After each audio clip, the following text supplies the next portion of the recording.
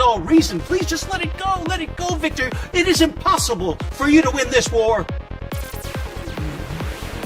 Watch me. You gave him everything he wanted, and betrayed your own daughter to do it. So where is he, Mom, huh? Where's Reg? Reg!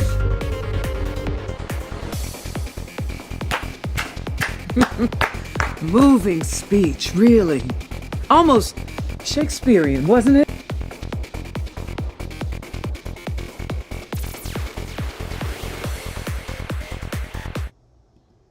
Okay, we are live. Happy Friday, everybody. How you guys doing? Hey, y'all. I got Bree and I got Keish on the line with me this week. We got Keish back. I'm here. Hopefully, y'all having a good weekend, a good end of the week, I should say. How many soapies then came in, Bree? Girl, let me see. Let's see how many then came in. Oh, wow. All right. So we're almost at 20 people within a couple of seconds. Okay, because the notification just went out when the intro was playing. So, yep, everybody is strolling on. What'd you say? Correction, almost 30 people now. Okay, great. They strolling on in. It's a Friday night. Y'all excited? I know we got a lot to talk about. For real, for real. Girl, yeah, I watched Monday's episode before I jumped on here. Uh-oh. Yeah. It's about to get crazy. Yeah. Did you see it yet? No, I have not. I didn't get a chance to see Mondays yet. Yeah. Claire is not having any of that. Okay, so that photo I dropped in the group chat, it has something to do with that? Mondays. That was Monday's episode. Interesting. And did she see through the BS? Didn't get to that part yet. So so the screenshot that you said, that was towards the end. Oh, okay. So we won't see any of the rest of it till Tuesday. But I will say there are cracks that are forming with Claire and Kyle. She's not sure if she can trust him. Interesting. Okay. But we shall see. Yeah, we shall see. We most definitely shall see. All right, so welcome you guys to Soap Corner Talk, where Bree, Keish, and myself, T, will be unpacking The Young and the Restless, The Bold and the Beautiful, and Beyond the Gates for the week of August 4th through August 8th. And I'm telling you, we had a lot going on with Y&R and B&B toward the end of the week, but Beyond the Gates have been pretty consistent every day with something going on. So I gotta say, Beyond the Gate does not disappoint. I know some people can't get into it. Hey, to each his own, but it's been on point every day. It's fresh storylines, fresh everything, every single day. Yeah. So we got a lot to unpack. Normally we do The Young and the Restless first, The Bold and the Beautiful second, and Beyond the Gates last but not least. And then we have five segments toward the end, which is Flip the Script, Who's Taking Several Seats, Star of the Week, Pickle of the Week, and the Simp Olympics. So, yeah. Also, make sure when you're coming in, tap that like button. Make sure you subscribe to the channel. Go follow on all of the other platforms, Instagram, TikTok. And we have a Facebook group, so there's a lot of convos going on in there. So make sure that you guys are following us on all of the other platforms. And listen, I'm looking at all the conversations going on in that chat. They are ready. No further ado. Nope. All right. So without any further ado, we're gonna start with The Young and the Restless. We still got a lot of the aftermath with Kane coming into town, and everybody is suspicious of his plans. Billy and Phyllis know his plans, but I find it very interesting that um, that Kane decided to put out his plans, keeping it a chance where Billy could go tell, which he did. Do y'all think that's part of Kane's plan, that Billy was going to tell, or he just stupidly gave him the information? I think it was part of his plan. I think Kane is too smart when it comes to Billy to not think that he would go and run his mouth. I agree. I agree with that. Because at first I'm like, dang, dude, you do realize he can just go tell his brother. And especially after that whole altercation with Jill. Because we also found out this week that Jill knew who Kane was as Aristotle Dumas for a while now. And Billy goes into this playing the victim role as if Jill was supposed to let him know, when Billy was the one that said he don't want to speak to her again. So you don't want to talk to her, but at the same time you expect her to contact you to let you know this information. The one with the heart condition, nonetheless. Right. Was supposed to reach out to poor Billy. He got his feelings hurt. He was saying, "Oh, this is my brother. We're practically brothers, and I know him, and we're gonna work together, and I know what he needs." And then they get to Genoa City. He's in his feelings that Kane is talking to his mother, and it's like 15 years ago again. Wow. Yeah. I mean, he tried to play the victim in all of this. Oh, I'm the bad guy. Oh, if I do this, I'm the bad. Dude, listen. You chose to sign up with Kane to do this. And you found out in the interim that your mama knew and that she'd been talking to this man. And the only reason, part of the reason that she knew, is because she made amends with his father, Colin. So, I mean, she been to the chateau and everybody didn't tell nobody. But he expect, after he done had all these temper tantrums and cut her off, that it was expected of her to come beat down his door and say, "Ooh, I know who Aristotle Dumas is." Yeah, it's hard to feel sorry for Billy. I mean, he had ill intentions to working with Aristotle Dumas from the get-go, and even after he learned it was Kane, completely wanted to desert the company that his brother had funded out of love and out of support, so he can focus on something else. He's like, "No, I'm going to give this to Sally. I want Chancellor." So now that everything is not all roses, and now Kane is expecting him to showcase his loyalty, even if it means going after Jabot, he all of a sudden don't like those plans. Well, what was he supposed to expect? He don't have the money, the means, none of that. He was reaching out to Kane to try to team up with him. Well, what were you expecting, sir? Right. And now you're mad because your mama knows that it was Kane before you. Poor you. The thing that got me with that was he sat there and told Jill, when Jill said to him, "You didn't even call me when you found out about Chance." She heard it from Kane, right? And he's like, "Well, that's because we're not speaking." Exactly. So you sat there and said that to your mother, but then when you're talking to Jack, you're mad that your mom didn't tell you about Kane being Aristotle Dumas. Like, you really brought that up after you sat there and said it wasn't your responsibility to call Jill because he and Jill weren't talking. You're talking about that woman's grandchild's death. This wasn't just some, I don't know, random, Chance went and got married, or Chance's girlfriend is pregnant, or the man died. And you are that petty and that bullheaded that you couldn't even muster up the decency to call your mother to give her a heads up and let her know what happened.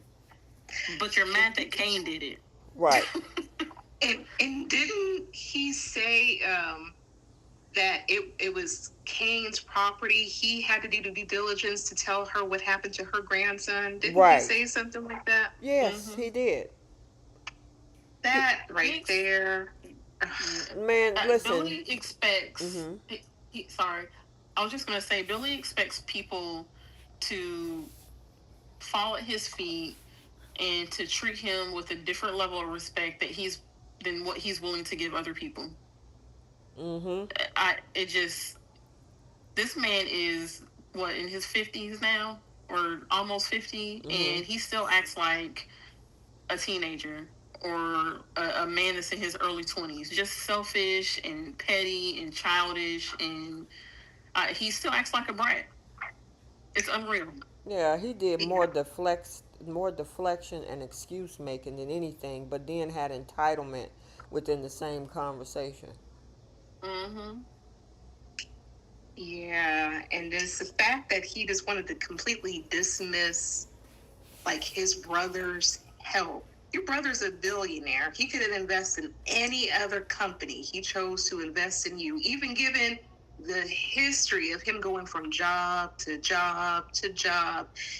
Avid Communications hasn't even gone off the ground yet, and he's ready to abandon it. Mm-hmm. But all because he didn't like what Jack had to say about putting Sally in charge. He invested in his family, not Sally. He made that Right. clear. Mm-hmm. Right. Mm-hmm. So you wanted to bank on this man who you call your brother, practically. You don't like the fact that he was talking to your mother. Well, both of these people were grown. They can have a conversation with one another. You're upset with the fact that she knew the identity and knew everything that a king was about to start doing and didn't tell you. But yet you close off that communication with your own mother. Mm-hmm. And then you had to bring up Lily. Like, do you understand what this is going to do to Lily and the kids that you knew what was happening? Who? That was for Kane to say something. What the hell? I'm sorry. And he didn't really care about that. It was just another point for him to try to bring up to try to paint Kane as a bad guy. Just like I don't even think he really cared about Chain's dying, because within a couple of minutes of finding out, he was back to talking about taking over Chancellor and doing it for Chance. Yep. He sure was. Yeah. He was the most comfortable, the most relaxed on the retreat and everything. He didn't care.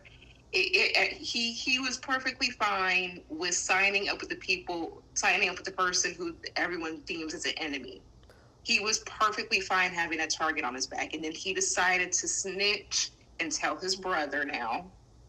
And you know what? And speaking of that, the only reason why I think he's doing it, and then let me know you guys' thoughts. But I think the only reason that he decided to tell Jack about it is because now he's pissed off at his so-called, oh, that's my brother, I can connect with him. He's pissed off at Kane for having a conversation with Jill.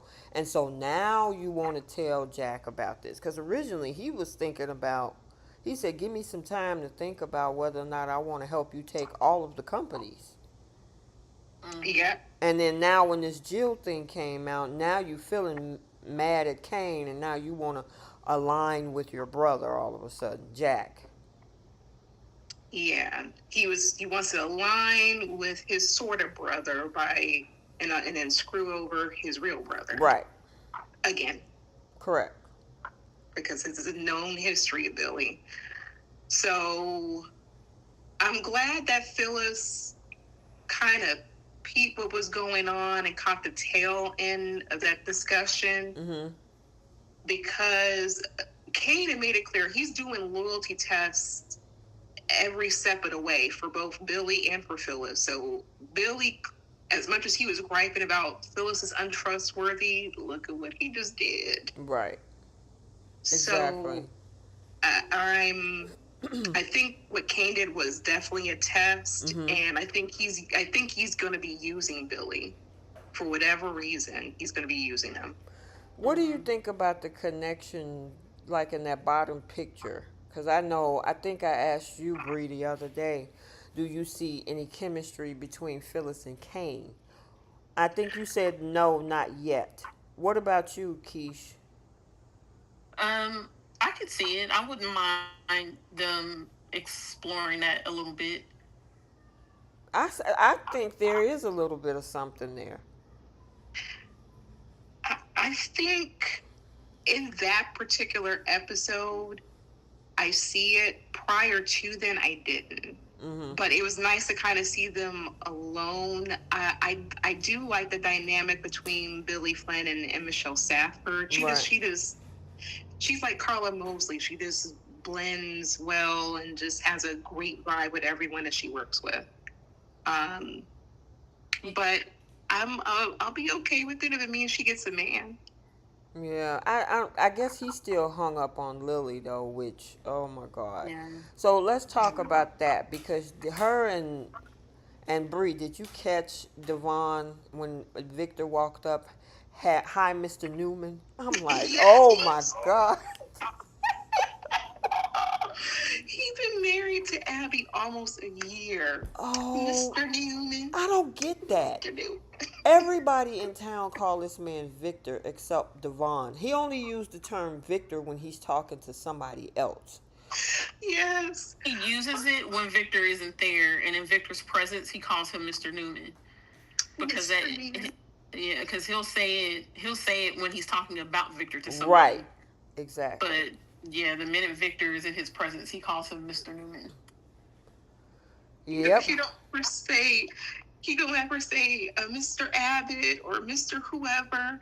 It's Mr. Newman. This is like your father-in-law. Like, you were getting it on with his daughter and they had a baby. Like, for me, it's not necessarily weird that he calls him Mr. Newman, and he's his father-in-law, because my brother-in-law calls my dad Mr. by his first name.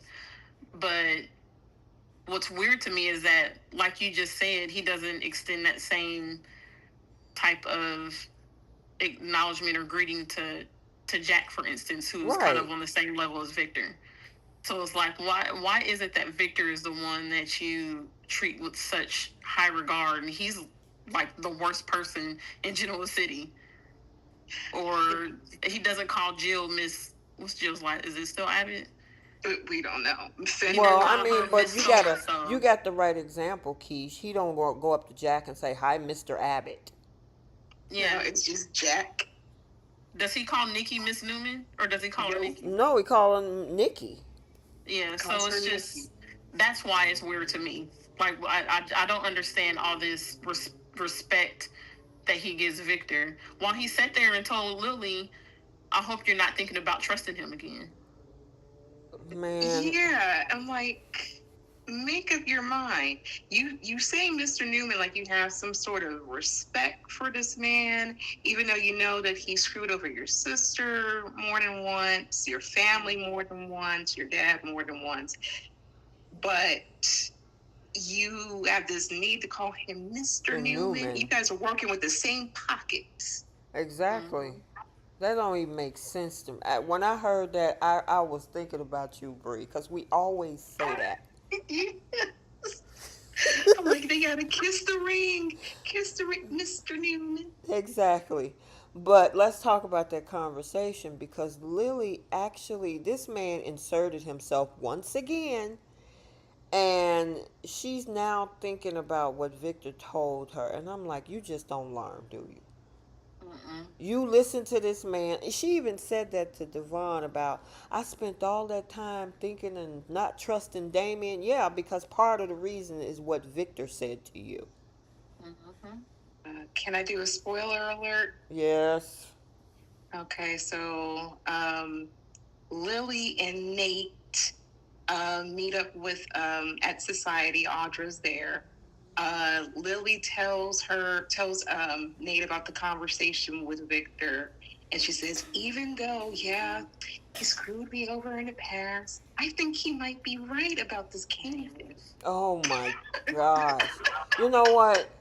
Her and Audra, they both keep running into a brick wall.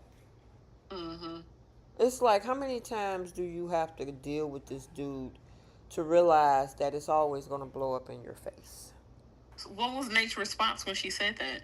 Girl, he pointed out he was the only one with common sense. He's like, well, maybe he's using you and trying to use everyone and pointing other people in a direction to keep everyone away from Newman. Mm-hmm. And she's like, well, Oh, we can't gosh. take that seriously. Oh, my gosh. We gotta, I still gotta, see what he's gonna do next. Okay, you She know ain't what? trying to listen to Nate at all. Nate need to just go on back to medicine and do he at least he would be over there and people will listen to him. Nate is in Yeah, a sinking ship when it comes to dealing with his own family. yes, Javon Atkinson, you've been warned. Absolutely. He was the only one with common sense. He figured out the whole plan that Victor has. And she's like, well, we can't trust that. Yeah, he screwed us over in the past, but I might have to trust him on He Oh tried to my do the same thing God. with Audra when Audra told him about the business deal that her and Victor were working on. He tried to warn her and let her know, like, you don't really think this is going to come to fruition, basically. Like, Yeah. why would you trust this man? Remember what he's done to you in the past or what he's done to other people. You're basically putting yourself on the line to do his bidding, to break up his granddaughter's relationship, and you're not guaranteed to get what you want. I don't care what contract she signed with Victor. How many times has that man broken a contract or gotten out of it somehow, one way or another? Oh, we're gonna I don't talk know why about that, girl. anybody in that town trusts that man. Exactly. Now Nate need to listen to his own warnings before he roll around and try to get involved with Victoria again. So, if you want to stay away from the yeah, Newmans, stay away that from the part. Newmans. Yep. And he definitely is trying to question what's going on with Verante, too. Yeah, I bet And he is. And now she gotta, you know what? She deserves everything that's coming her way. I kind of wish Claire would find a needle for her too. So. Well, after Monday's episode, we might, she might switch gears really quickly. She's all grown up now. About time. About time. Yeah, exactly, Gail Lewis. She says, can we talk about Claire? She had a woman up to her grandmother and Yeah, Audra. let's go I into know that. Audra. Yep, let's go into that. So, Cole's memorial was this week as well. And, of course, Claire is going to want her boyfriend, significant other, whatever he is to her, at the funeral. Well, unfortunately, Victor wanted to throw some shade. And so he came over and spoke to Victoria and then walked away and then used Cole's funeral to talk about how some people have to measure up to fit in the family. And what did he want to do that for? Claire decided to let him have it. Mm-hmm. So, like, I know you're talking about friend. She walks out. She's like, I'm not stupid. I know you're trying to talk about Kyle. You're doing this at the memorial service for my father. Like, how dare you? I'm done trying to get your approval. And walks out. Well, the thing is, he was being passive aggressive, and then he turned around and said, I didn't say Kyle. Who else was you talking about? Right. Because I didn't say his name not once. You don't have to. We know. But look, that girl, she was a big girl, a big old girl. She's like, I don't need my granddaddy's approval now. I'm a big kid now. You're so silly. But wait a minute, she did better than Adam in that moment because Victor was mad that Adam didn't run that hit piece. And then Chelsea comes in the door and said, you better be doing what I told you to do. And Adam is looking like, oh my God, what am I going to do? He can't speak up to neither one of them. I mean, he had to plead with Chelsea later in the week to kind of get her to back off. Yeah, I didn't I didn't like that at understand all. I her had a lot to trying say about to that. save face for Billy. And it's like, girl, let it go. Billy ain't Yeah, thinking about y'all.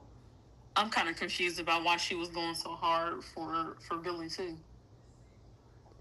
That Yeah, don't and make he no was like, "Look," sense. he said, "Pick a side," He's and then Go ahead. oh, I'm sorry, I was gonna say, and then she had the nerve to say, "Oh, convince me that Billy's gonna go along with Kane's plan." He don't have to convince you with nothing. Yeah, she said she wanted proof before she decided to change. Yes. I'm like, how you gonna get proof? And why does she feel she's entitled to that? See, like you an Because he made her employee, co-CEO, right? co-CEO, I thought she was COO. COO, I think. Still, her name ain't Newman. Right. He should have never had her working at that company in the first place. I agree. She should have been designing clothes for the future, something other than this.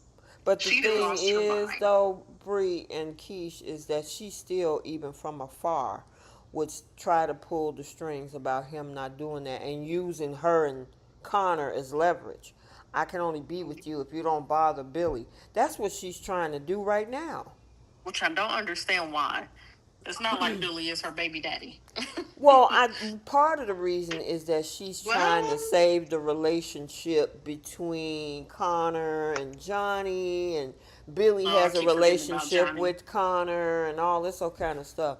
Connor is a teenager. He's gonna figure out on his own that his so-called, I don't know if it's Uncle Billy, whatever you want to call him, is working with the enemy. So I Chelsea is gonna have mean, to get over it. she really does. I'm like, well, and plus these kids, they're almost grown. They got cell phones. They know how to communicate with one another. They're not concerned with what's going on with the grown-ups. I'm Here's sure. the And they other probably are thing. used to craziness. Here's the other thing. Chelsea's trying to call shots in a company that don't belong to her. Victor owns At Newman all. Media. That'll be like you working with your significant other at your job, and the person that owns the business trickle down from the CEO and says, "Hey, I need this done," and you're telling your significant other, "Well, if you do this for the big boss, we're done." It's like, what do you expect me to do? I'm gonna have to quit, or you gonna break up with me? Which one is And it? I'm like, so there's a whole contingency to be with Adam. Like that, and that sucks for him because he moved her onto the ranch. He got her the job. Like all of this stuff was her choice. Right. He didn't force anything, nothing. So she knows what comes with Victor Newman living on his property and working for the company. It's his money. What he says goes. But for her to say, I'm just not convinced. Like Victor, he's always did these hit pieces and it's never worked. I mean, when will he get over trying to go after Billy? I need to be convinced that Billy is trying to work with Kane and go after you guys. And Adam was like, you need to pick a side. Point blank, pick a side. And she really does, because she's sounding crazy. I'm like, is Billy the man you're with, or is it Adam? Yeah. Yeah, you defending him and trying to protect Billy, and you better not do this. And I'm like, girl, but you in a relationship with Adam. You cheated on Billy. You wasn't thinking about Billy when you was sleeping with Adam. Now you want to protect Billy. Yeah. Oh, yeah. Belinda said that Billy is Chelsea's baby daddy. That's true, because they share a son named Johnny when she was back to her scheming days. Right. That is true. When in Myanmar. Yep. Yeah, when she was hired by Victor to do a task to go against Billy. How ironic. Interesting. Very, very interesting. So back to Claire. I wanted to insert that because that was really irritating to watch, to see Chelsea go through all that. Claire decides that, Yeah. I'm going to be rebellious. I'm finna go and get this apartment. And she went to Adam. And Adam was like, I'm sorry, it's not for sale. He's like, look, y'all are not about to mix me up with your drama. It took me forever to finally get like acknowledgement within this family, especially with Victor. Nah, I'm good. It's not for sale. And then Victor heard that. Yeah, Victor walked in on that conversation. But yeah, Claire is on a whole rampage because we have Audra who, and Sally tried to get his, ooh, I gotta watch my terminology. I'm finna call her an idiot. Um, Uh, mm. Well, Sally tried to get his girl a job and she still said, no, you owe Victor millions of dollars after he cut you loose. And you gonna try to still figure it out on your own? She had a job opportunity from Nate over at Winters. This is the yeah, second job, I think, opportunity that Chelsea, Lord, Sally offered her because when she was over at Marquetti Z, she offered her at that time. And now with the Abbott Com, she's offering her an opportunity this time. And she's just like, no, I'm going to figure it out. Here's the thing. This is where Audra screwed up. Tucker. I'm going to take her all the way back to Tucker. When Tucker yep, wanted to give her a company free and clear, it's hers, nothing else. But she wanted to beat Tucker by getting in bed with Victor. And the rest has been down the tubes, and the history speaks for itself. yep. And Glissade could now have been Victor, hers. yes, could have been hers. She didn't have to worry about funding, nothing. But no, she had to work with Victor, and then he downsized her to a co-CEO. She had to work with Kyle, and then she was the first one out the door Yep. after Kyle was able to get one over on her. Yep. And then she was without a job for forever, turned down jobs. Like she has a luxury, and then she decides to go along with Victor Sheem as if this was going to be new. Mm-hmm. And now it's like she hasn't learned anything Nope. at all. This has been her since she has joined this show. Yep. That girl has been scheming and scamming and conning and trying to get one over on pretty much everybody on campus, and she fails every time. She don't learn. She don't learn. She would be better as a sugar baby. You know, I mean, she wouldn't have to worry about doing much, but she could have been her trying to do these corporate takeovers and everything and these corporate jobs. They just haven't been beneficial for her because how many times she's been fired by a Newman, and then she puts herself in these predicaments where she's always landing on her feet. I mean, she's a stray cat at this point with 9 lives. Yeah. And the thing is she's sorry. Go ahead, Keith. Oh, go ahead, girl. I was just gonna say she tries to do all this stuff with family businesses, Right. with Abbott, with Newman, and it's like these aren't companies that are publicly traded. They're not companies that have outsiders that aren't part of the family that I guess developed the company. Like these are companies that are still in the family. They're still owned by the family. They're not public. They're privately owned.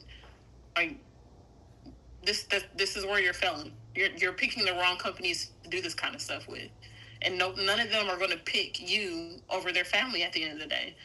Because even if I have always felt that even if they had made her successful at breaking up Kyle and Claire, she was probably still going to be out of that company within a couple of months, and Victor probably would have handed that company over to Claire anyway.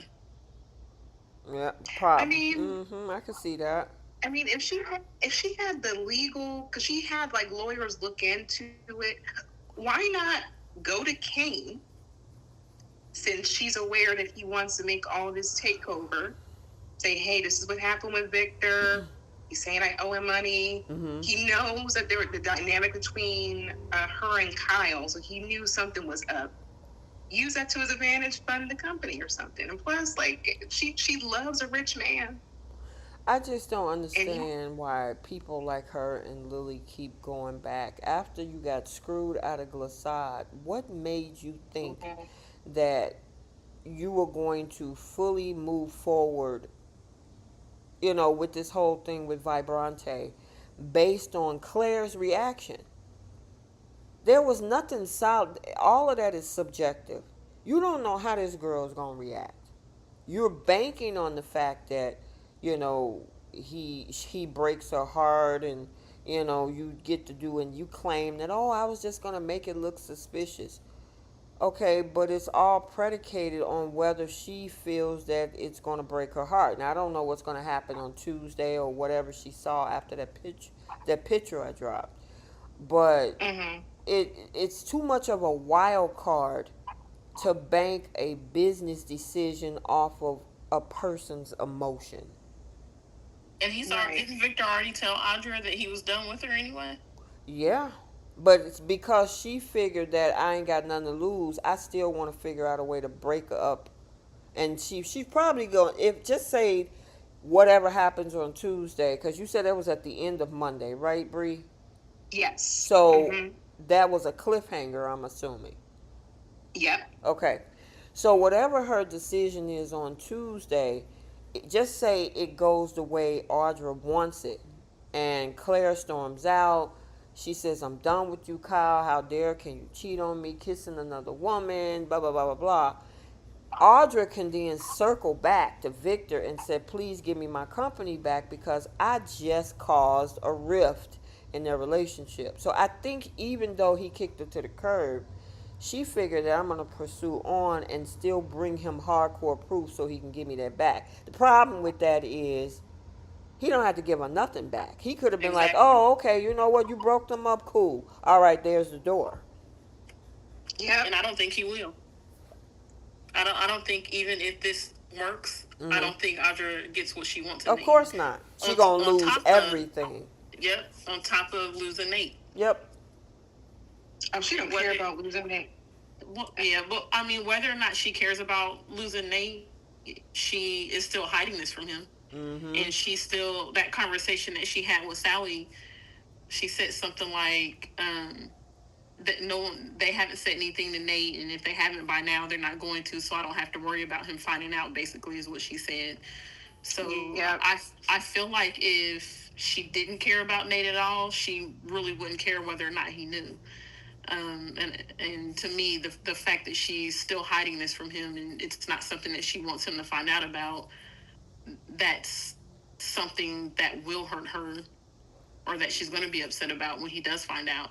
And it's just, and that's why I was saying, when you that picture that you put in the group chat of the what happens Monday when she kisses Kyle, it's like you're concerned about Nate finding out, or you don't want him to find out, but you do stuff like that in broad daylight in public. So it's like she thinks that she's invincible and that nobody can touch her.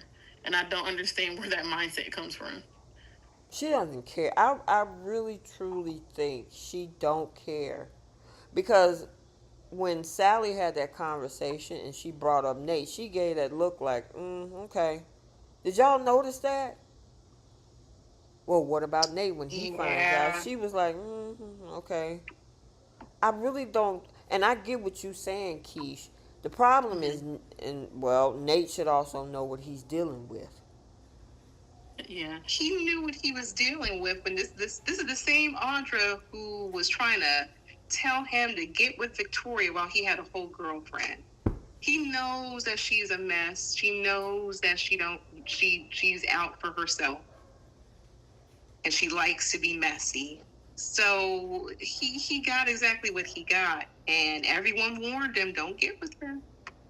I'm not saying that Nate is going to be shocked, or I mean, I still think that it's fair to say that his feelings are going to be hurt, because Audra is telling him one thing, while she's out here doing another. And regardless of what she's done in the past, that's not what she has portrayed to Nate. Right.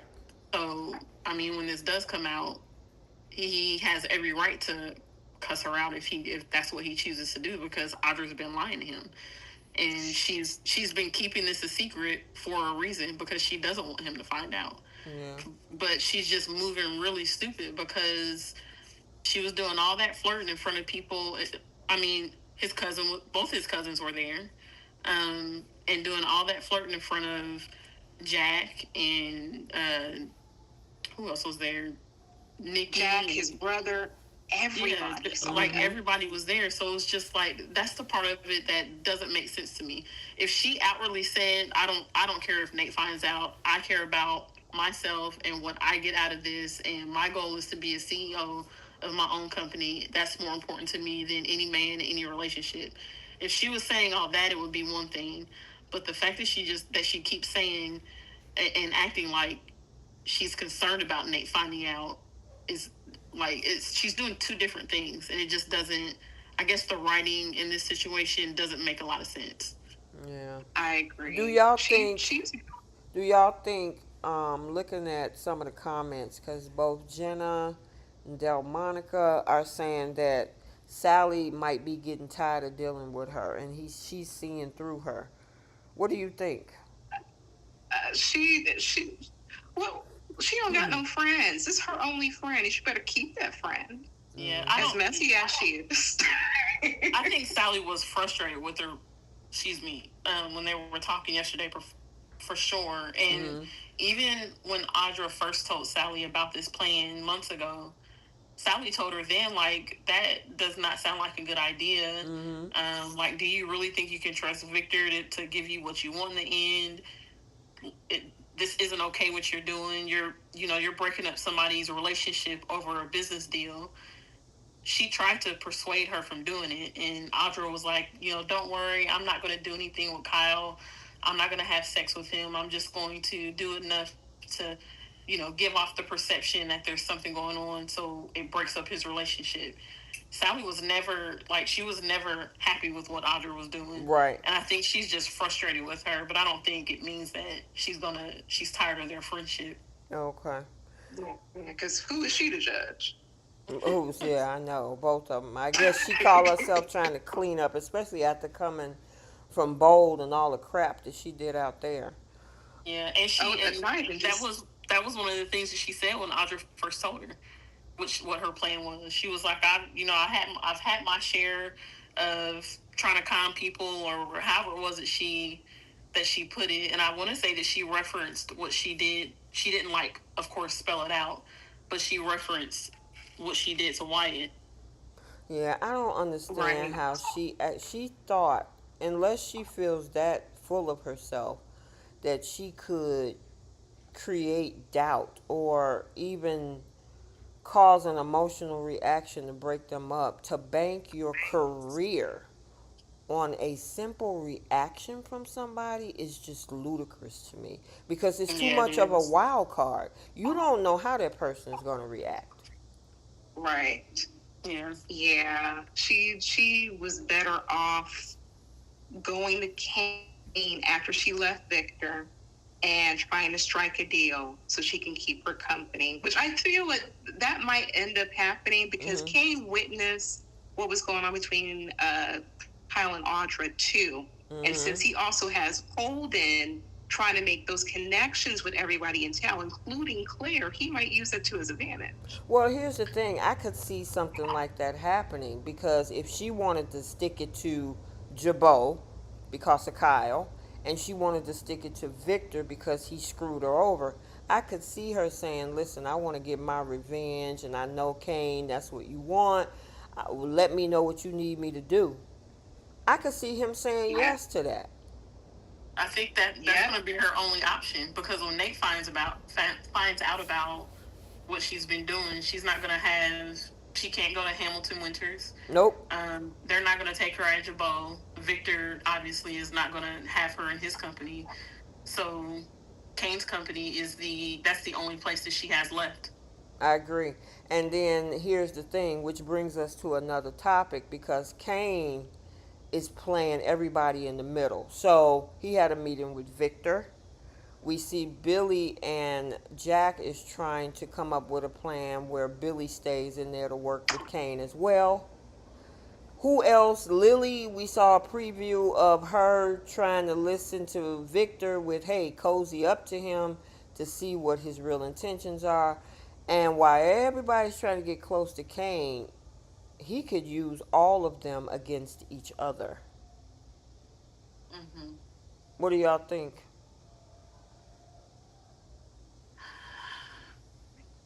I have no clue where all this is going to end up.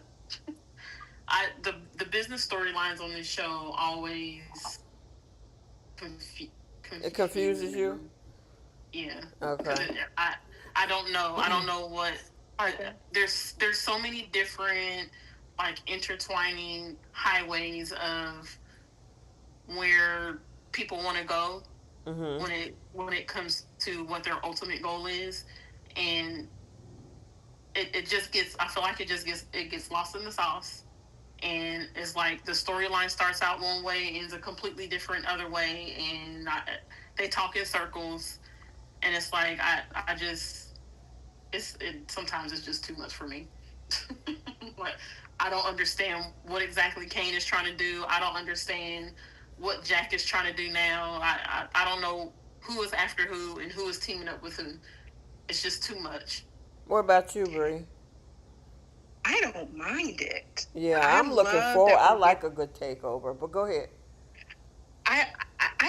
Me particularly, you have people who want to try to get one up on Victor and they fail miserably.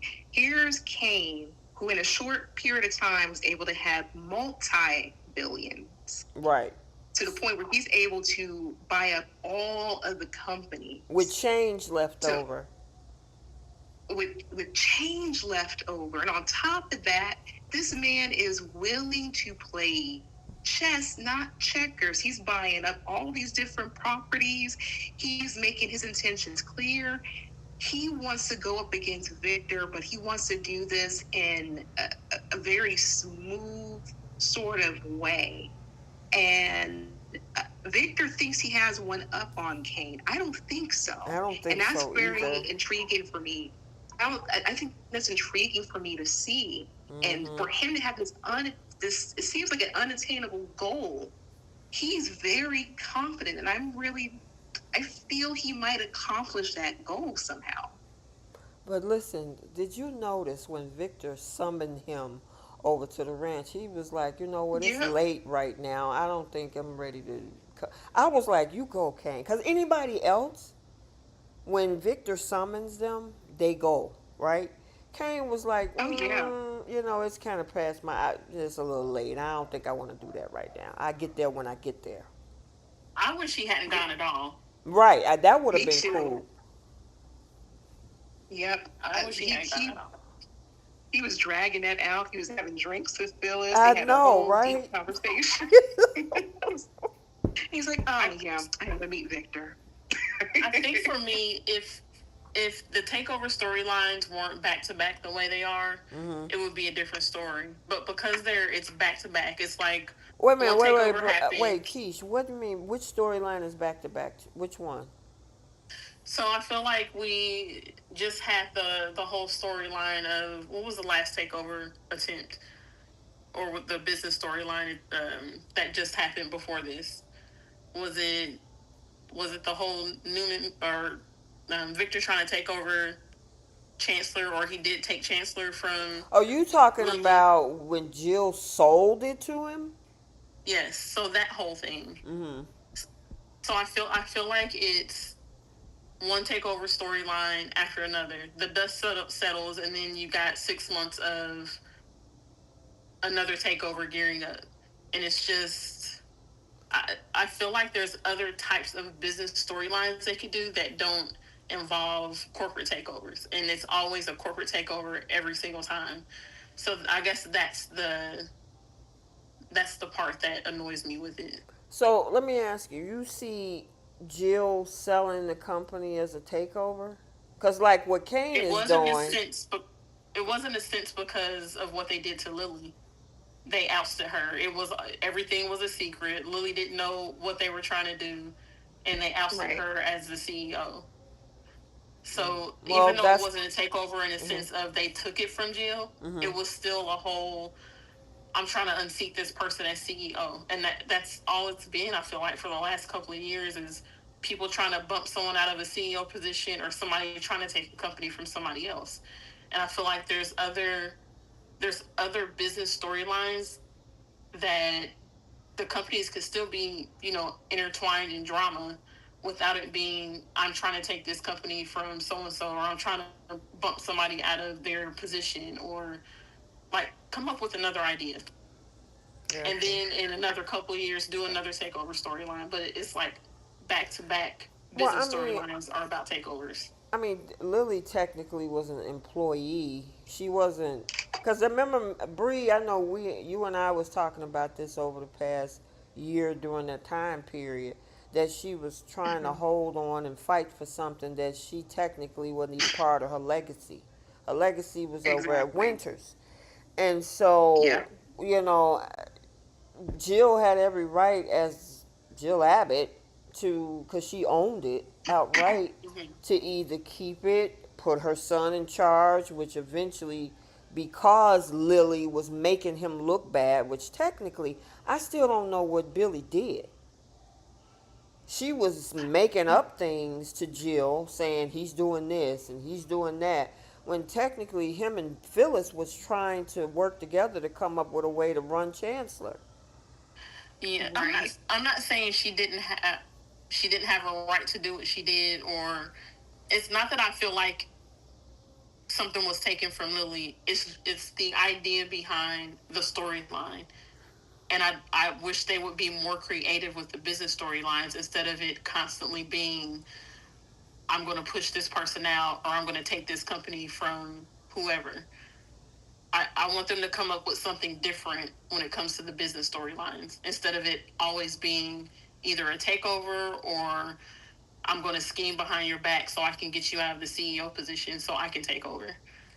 You know what I mean? Like, come up with some type of competition. Come up with somebody. Maybe there's somebody that comes to town with some new product or something, and they're all like vying for this person's contract so they can sell it through their company or something like that. It doesn't. I need them to be more creative with the business storylines than it just being takeovers and oustings and that kind of stuff. That's all I'm saying. Gotcha. Gotcha. And, and I was saying this in the group chat.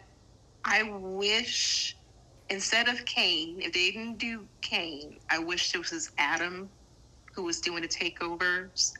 Um, Especially, he would be the main one who would have an axe to grind because everyone paints him as the villain. The Abbotts, everyone at Chancellor, even people in his own family, and to get one up over on his father, I think that would be really interesting to see.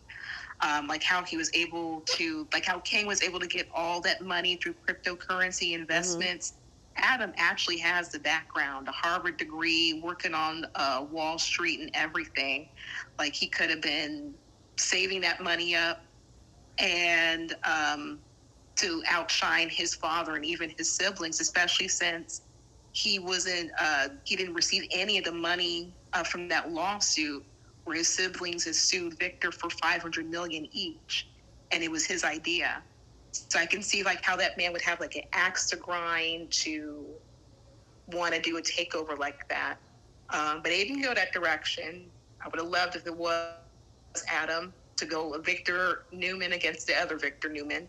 But they did Kane, and I think that this is still kind of different and fresh for me to see the new direction, the sort of dangerous direction of Kane, and see if he's able to outshine Victor Here's my with all thing his where they messed success. up with this Dumas thing is that they spent 7 months with this whole mystery of who it is, when I think you and I had this conversation probably early this week or maybe on the live last week.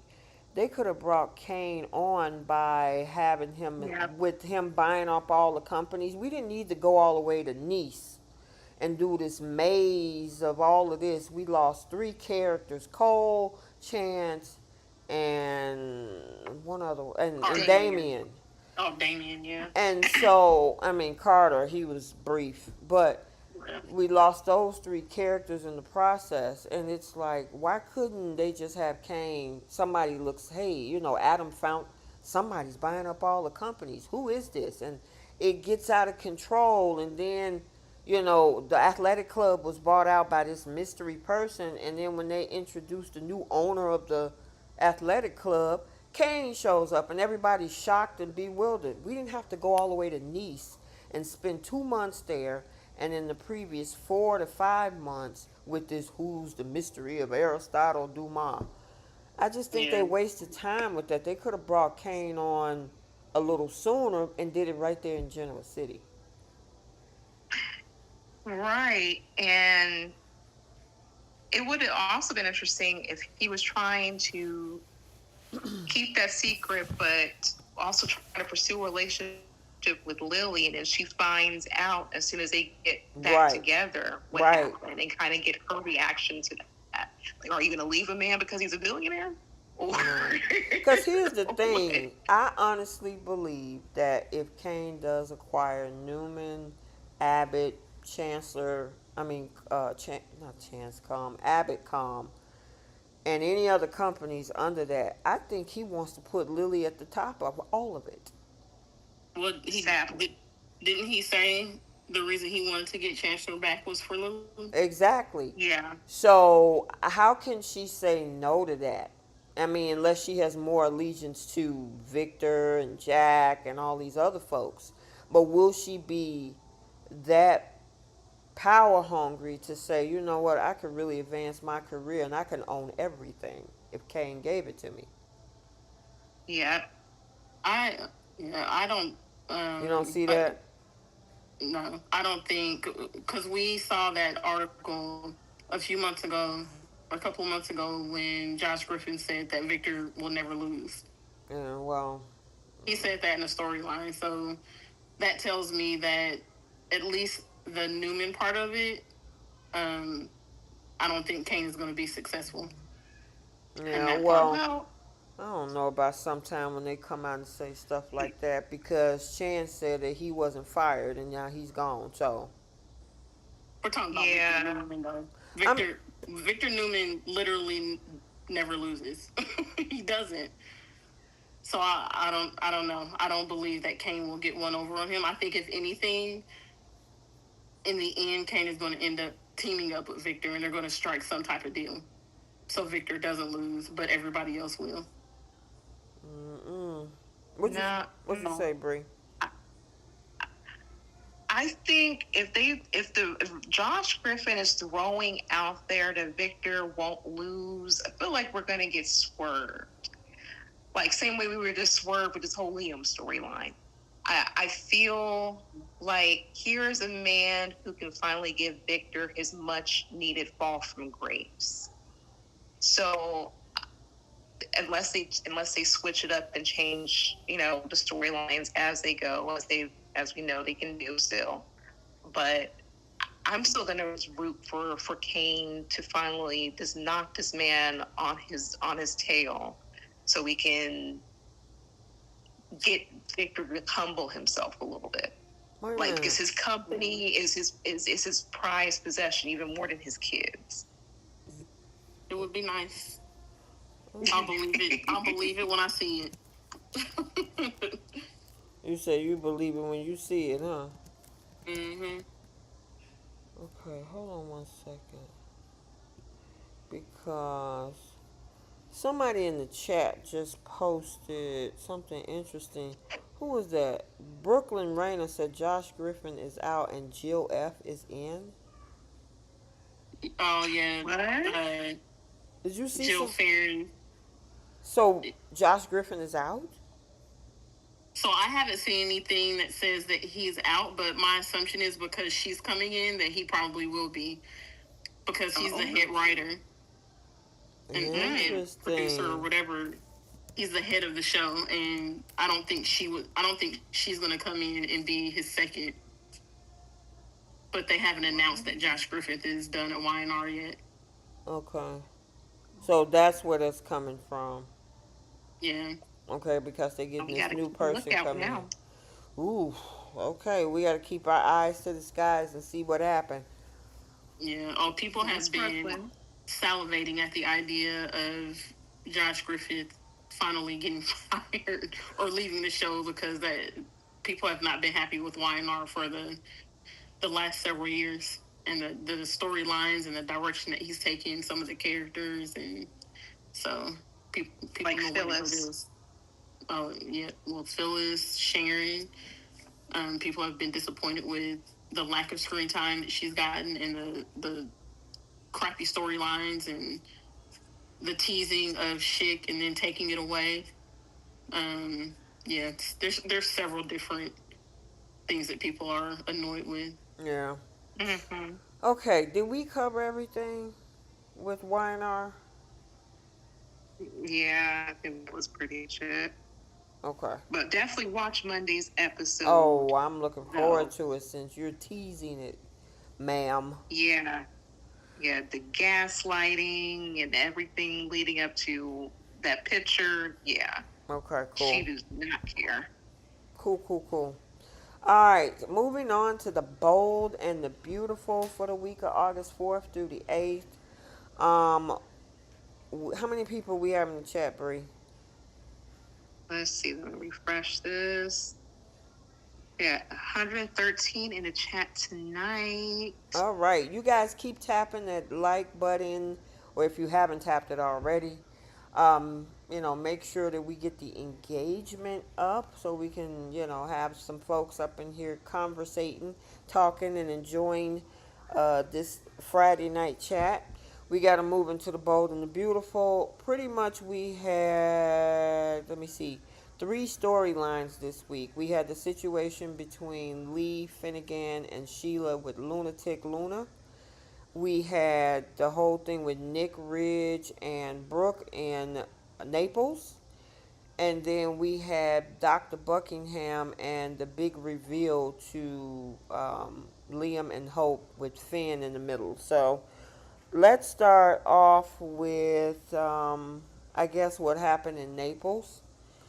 Yeah, Because, yeah, originally we saw Brooke walk away with Nick, and because Riz tried to stop her. Eric was getting on my nerves this week because he was so invested on trying to put them two back together.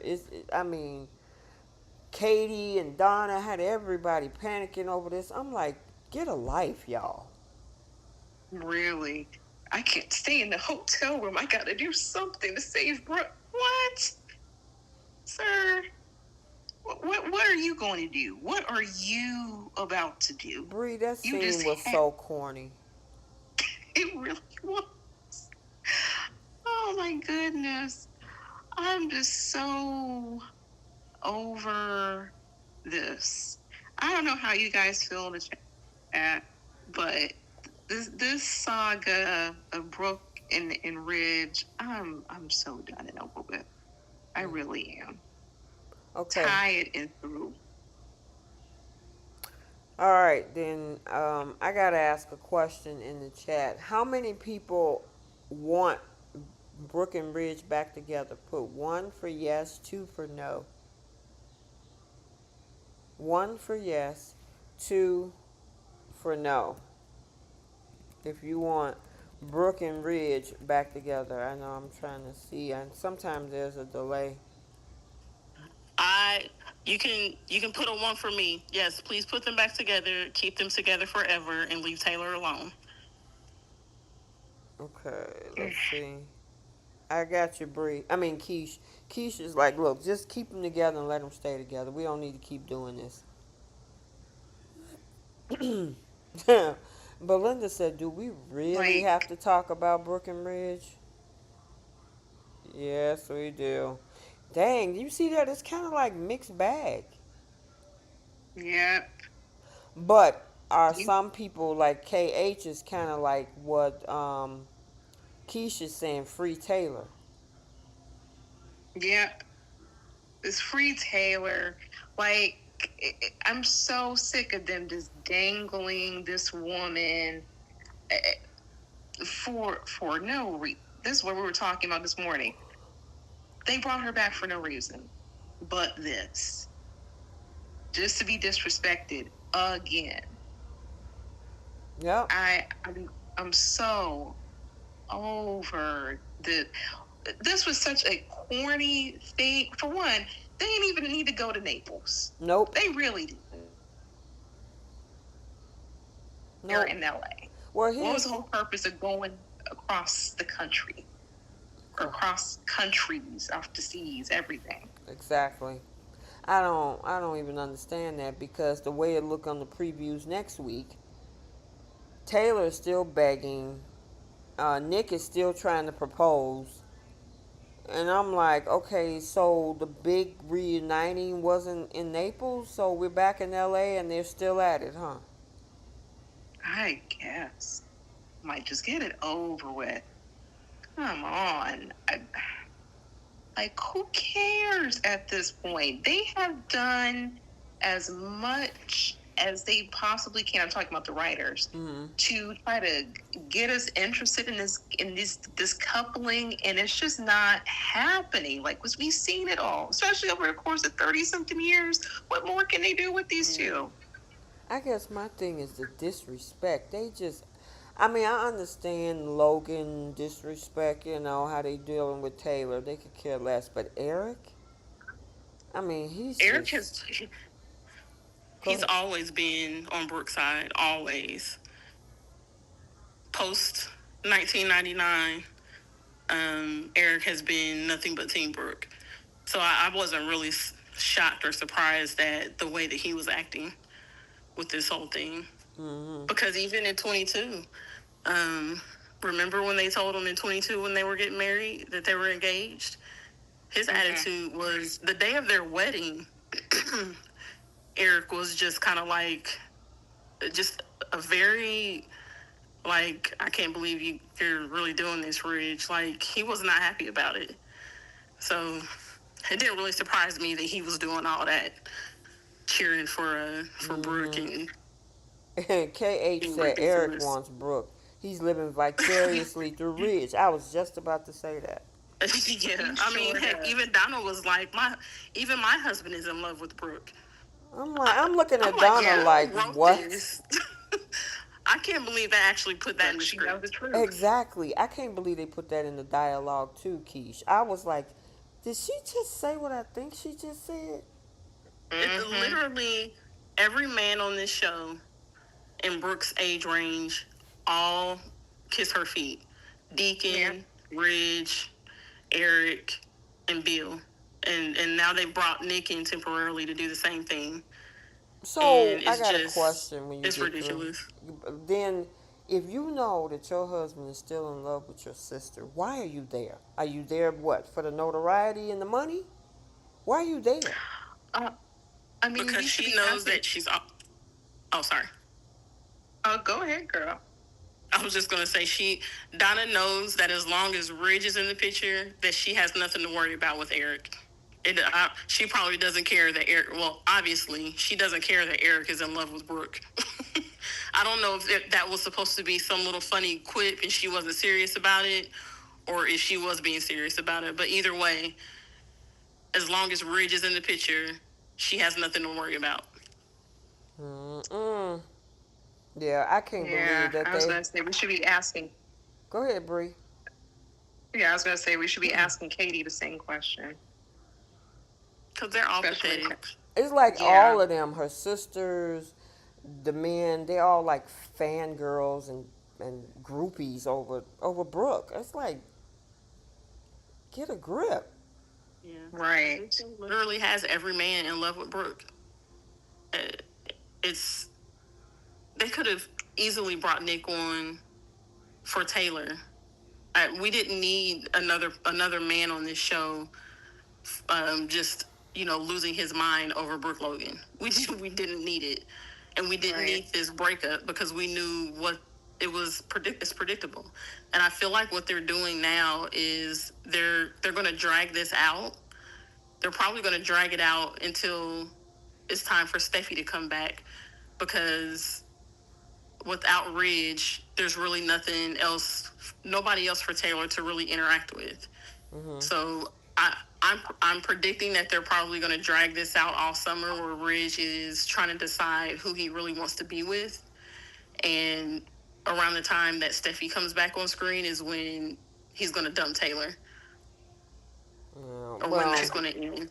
What I'm hoping for is we get something, since Bold loves to do copycat stories, is that we will at least get Taylor being the one realizing that she will never have Ridge. He'll never really be in love with her the way that he's in love with Brooke, and she's the one that breaks up with Ridge instead. Yeah.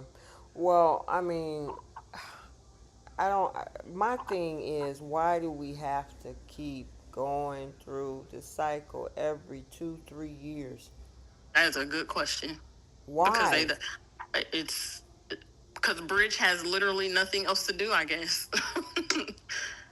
That's all they use. This is all they use Taylor for. They use Taylor to come in and stir up drama for Brooke and Ridge, for them to break up, for him to pretend like he wants to be with Taylor, only for him to leave her again. The only thing that I'm surprised about is that Brooke, or that Taylor and Ridge have been together as long as they have. Because usually it only lasts a couple of months before he's right back with Brooke. Right. We were expecting, like, after the takeover thing that they would be back together, but you said, no, I'm sticking with her. So, and then after the fashion show, all these different stunts, and he's still with Taylor. And I just don't understand, and writers, we know you listen, what was the whole purpose of bringing a new Taylor back? This whole recast, because they have this habit of Taylor getting her heart broken, then she leaves the country, and then her children have like a major like family crisis or personal, Uh-oh.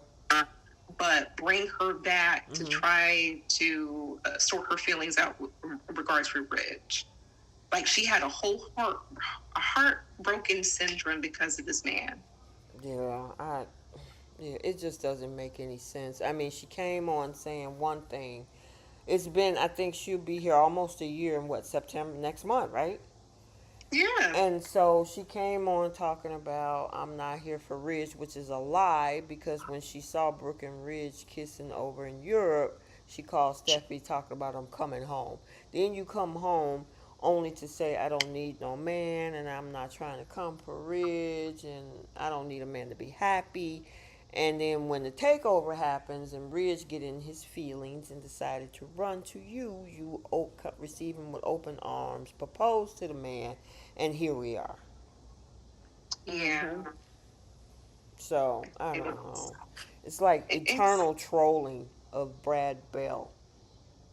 And she got no friends. No, zero. Zero. Like, who's she gonna talk to about this? Like, And that's the thing. They could have had her having come before, because, I'm not feeling the Buckingham storyline, and then Lee, too. These two women are colleagues.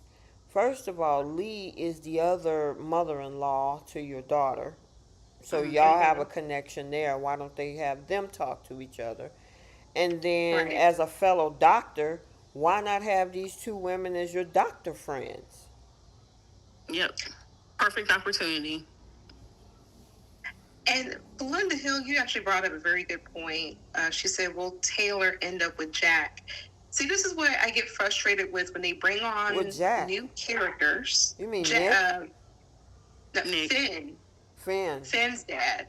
Oh, that Oh. Jack. Okay. We barely even see him. Yeah, where is he? Exactly. They keep bringing on these new characters and potential love interests only for us to see them sparingly. Like, she could have started a relationship there.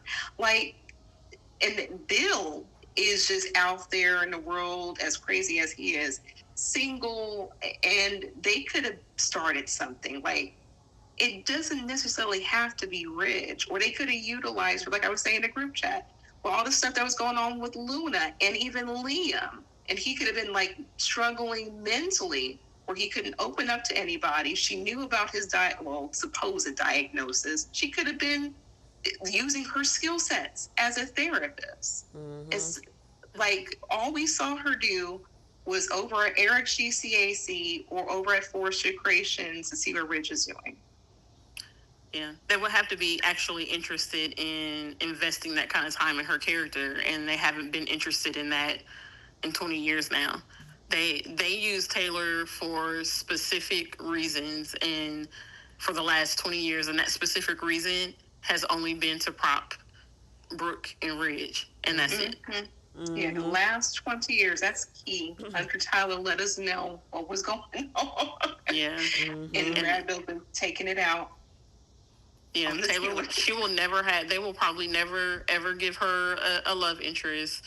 They will never invest in a storyline for her that is independent of Ridge and that triangle with Brooke. The most that she will ever be from now on is a prop for those two or a talk to for Steffi. Yep. They're not going to give her anything else. Nope. And Belinda said Bree, she watched the interview with Hunter Tylo that you were talking about. I saw it too. I think we all saw it. Yep, and then she did a part 2 of that. And that was very interesting. But that part 1, she let it be known, hey, he fired me and I cussed him out. From that point, we saw the downfall of the Taylor character because Taylor was winning for a better part of like 15 plus years since the character was on. Yeah. But she got fired. She cussed him out. They kept bringing her back for like stupid reasons too. And that's when they kept the downfall of Taylor. Yep. From that point, I don't think that was a coincidence. Yeah. Yep. But we gonna leave that right there. Yeah. All right, we got the other storyline between Lee and Sheila. So Sheila has been trying to figure out where the remains of Luna, and nobody's been able to tell her. Lee has been dodging the questions and all of that, which kind of fast forward us up to today. Deacon was telling her to back off, but of course not. Sheila gonna do what Sheila gonna do, and she went at the hospital today, ran into Lee. Lee dropped all these bottles of vials of medicine or stuff that she's been trying to take care of Luna with. And of course, just like in 2022, when she ran over there to see what Lee was doing when it comes to Finn, I'm wondering if she's going to run her off into the ocean again this time. Well, no, Sheila's supposed to be a nice, changed, redeemed, law-abiding citizen, so she's probably not going to do that now. So these two are probably... Go ahead. I was going to say, actually, she's probably going to try to shame Lee and be self-righteous about what's going on. You don't think they might have these two keep this secret together? I think so. That's what I think. They will, yeah. Because she's gonna, of course, she was gonna want to protect her granddaughter. She's alive. She's happy. She don't gonna want her to go to jail. And Lee definitely is already in a criminal position because she lied to the police. She, once again, faked the death certificate. So here's my thing, and without going into the Grace thing, I'm wondering is Finn gonna be hard on Lee to turn herself in? Ooh, wait. I think what's going to happen is I think Sheila's going to end up being the one that tells Finn. Ooh, you think she's going to blow the whistle on Lee? Oh, yeah. They are trying so hard to make Sheila this do-gooder now. Mm-hmm. I think she's going to be the one that tells Finn what's going on, is going to put a rift between Finn and Lee. And remember how I said, you see how easy Steffi was on her and, was okay with her being there when she was visiting Liam. They're starting to ease up on Sheila, and I think now Sheila's going to be the one that has the end with Steffi and Finn, and Lee is going to be on the outs with them because of what she's done trying to, hide Luna. So Mm. wouldn't if that's the case, then that means that Sheila would have to turn on Luna in order to side with Finn and Steffi.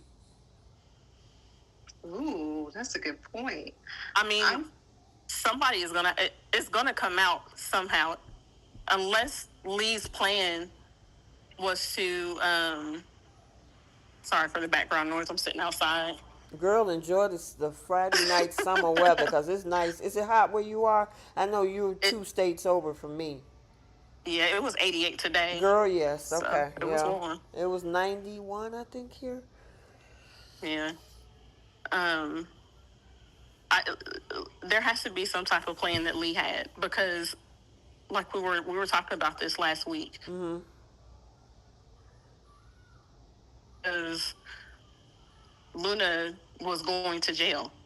Mm-hmm. So was she planning on trying to help Luna escape the country to avoid jail, or was she getting Luna better to turn her back in? Because she can't just say, "Hey, everybody, Luna's actually okay now. She Right. didn't really die." Um, Well, the only thing, you know and what, Keish, maybe her original plan without Sheila not knowing about it at the time was to get her healthy and get her out of the country somewhere. Maybe extradition laws don't apply, or they can't come and get her, and keep it a secret. Hey, Yep, you can't. yeah, But who's to stop Luna from coming back? Because remember, she still wanted a relationship with Finn. exactly, and that's why none of this makes sense for Lee to do. Right. if she remembers what she did, I think Who you talking about? Luna might wake up and have Have amnesia. amnesia. Yeah, I yeah, could see that happening too. I think and she probably won't even realize that Finn is even her father too as a result too. I think for me, I think Sheila and Lee, they'll keep that secret. I think Sheila's going to try to use this as a bargaining chip with Lee so she can try to bridge a relationship between her and Finn. Mm. And I think it's going to be strange for Finn to see that both Lee and Sheila are getting along, and Lee encouraging Finn to have a relationship with Sheila just to keep the secret. Because I don't think she's going to say anything right at the gate, and I don't think, and I think she knows Lee is coming from a loving place because she loves Luna just as much as she does. Um, so these are two grandmothers who are going to bond over this, and she can kind of give Lee a break by checking up on Luna. Like I think that they're going to work in a partnership, but I Mm. think she was going to use that to her advantage to try to bridge a relationship with Finn, especially since Steffi's out of the way. Okay. So I thought that too, but I don't think Sheila is going to take the blackmail route. Like I don't think, because I mean that would kind of be a form of blackmail of her saying, um, either tell everybody what you're doing. I don't think I don't think to have Sheila go down that route because they're trying to make her Sally Do-Gooder now. Mm-hmm. I think she's gonna. I think they're gonna show her struggling to keep the secret. Mm-hmm. Like she's gonna feel bad that she's lying to everybody, that she's lying to Deacon, especially because she knows how Deacon feels about Luna, and she's going to feel so guilty that eventually, and that's probably going to be closer to when Steffi comes back, she's going to be the one that tells Finn. And because she told Finn what happened, and Lee is the one that kept Luna alive, told everybody she was dead, Steffi and Finn are going to be Team Sheila, and everybody's going to be mad at Lee. Yeah, but I guess that goes back to my original question. Do, she committed a crime. Would Finn turn her in? I mean, he would be a hypocrite if he Mm-hmm. doesn't. That's Um, gonna be interesting to see Finn's reaction when he finds out, because obviously Dr. Buckingham is out here scheming, and Dr. Lee Finnegan is out here hiding criminals. So, yeah. I mean, would he send her to jail for trying to save his own daughter? Yeah, yeah. I don't think it would be a matter of Finn turning her in. Everybody is going to find out what she did. That is true. So everybody's going to know. Now, here would my thing be: bring the Jack character back, especially since he's a criminal attorney. If it's not to represent Lee, represent Luna. I think that would be an interesting storyline, because obviously Steffi is going to want to press charges. Well, the whole Forrester family is going to want to press charges. If this girl has no recollection of what she's did, if she shows that she's remorseful, bring her grandfather / uncle back and defend her, or if anything, defend Lee. I think Lee is doing this, we know it is out of love, and she saw the way that Poppy kind of disowned Luna, so she wants to try to be the mother figure that Luna never really had. So I don't think she's going to be treated harshly in comparison to Grace. Oh, she definitely isn't. Her and Luna will both not go to jail. We already know this. Yeah. It's just going to be a matter of what stupid reasoning is Bo going to come up with to keep them out of jail. Right. Yeah. But Grace, Grace is done. She's basically a throwaway character. Yep. And when Bo doesn't care about a character, it doesn't matter to them that person pays for a crime. It just, but that's the thing that frustrates me about this show is you have two murderers that were let off or pardoned or whatever you want to call it from murders. Right. And yet they're probably getting ready to throw the book at Grace. And she's just going to be the worst person on earth. Meanwhile, we have Sheila and Luna who are getting a redemption and walking around like Mary Sunshine, who have done nothing wrong. Yeah, I mean, I got my own thoughts on this whole thing. Me too. Oh, okay. Then I might have to confer to y'all in a private chat. Yeah. Yeah, I mean, all of the terms that they were using to describe her, Reese, and I'm like, and I mean, obviously, Cassandra Creech is an excellent actress. I just hope people don't do to her what they did to Wayne Brady. And you know, people got to remember this is a TV show, and the energy that they put in the dialogue with what happened, I'm like, where was that same smoke for the two murders? Yeah, I agree. Like, keep in mind, and the Soapies know, we know better, but there's just some people who probably will listen to this. These are actors. They are given these horrible scripts, and they have to portray a character. I mean, girl, some people don't understand the difference between TV and real life, and I'm going to mention it again. When Wayne Brady did the Reese Buckingham storyline, people were really attacking this man, that he had to do an actual video on social media to tell people to back off. He's just doing a script. Yeah. But it was the energy that the dialogue put behind it that I guess got folks enraged. And when some of the stuff that they were saying, like monster and this and that, and I mean, the way that, I don't know, how did y'all, and I know, I saw some of the responses in the group chat throughout the day earlier. How did y'all feel about Liam lunging at her to lay hands? So I'll just say this.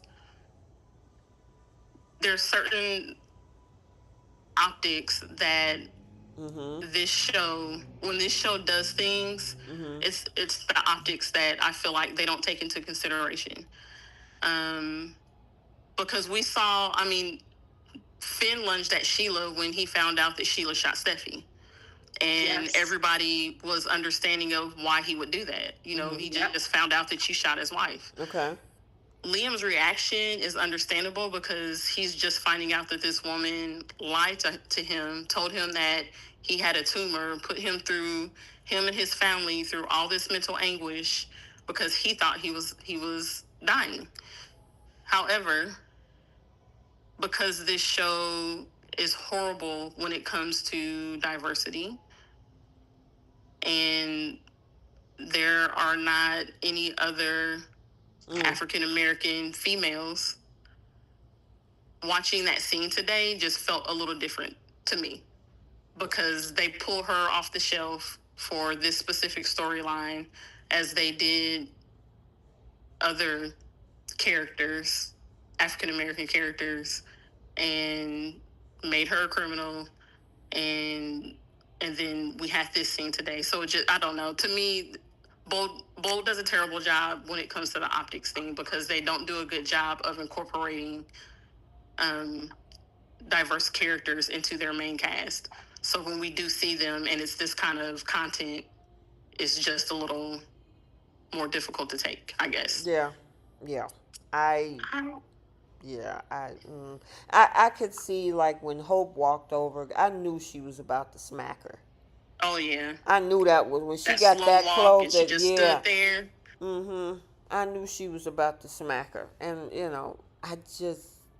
I mean, he looked like he was gonna beat the mess. Let me stop. So, I and here's my thing. Like, I get that optic, but at the same time, this woman made this man think that he was on his deathbed. And that he wasn't going to be able to see his daughters. And on top of that, she was feeding him drugs to make his symptoms seem worse than what he was actually dealing with. Not only that, but for months. And that's the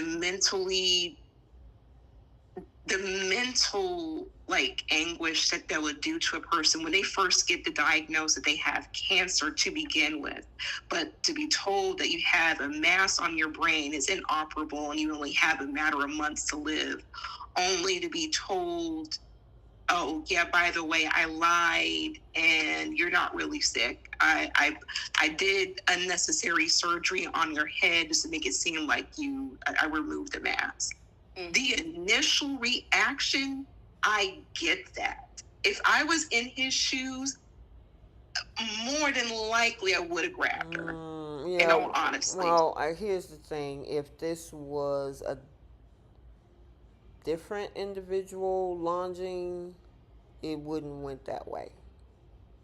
I just, to me, they shouldn't have even. It's got to be a way to do that differently. I just don't like that. I understand he's pissed. I get it. But, yeah. And I'm looking at the comments, and people were saying, I understand his reaction, but yeah. I guess my question would be, being that this affected Liam, what would have been the appropriate reaction then? So I agree with you. Generally, the reaction was justified. It's not Liam. It's not the way Liam reacted for me. It's not the story itself.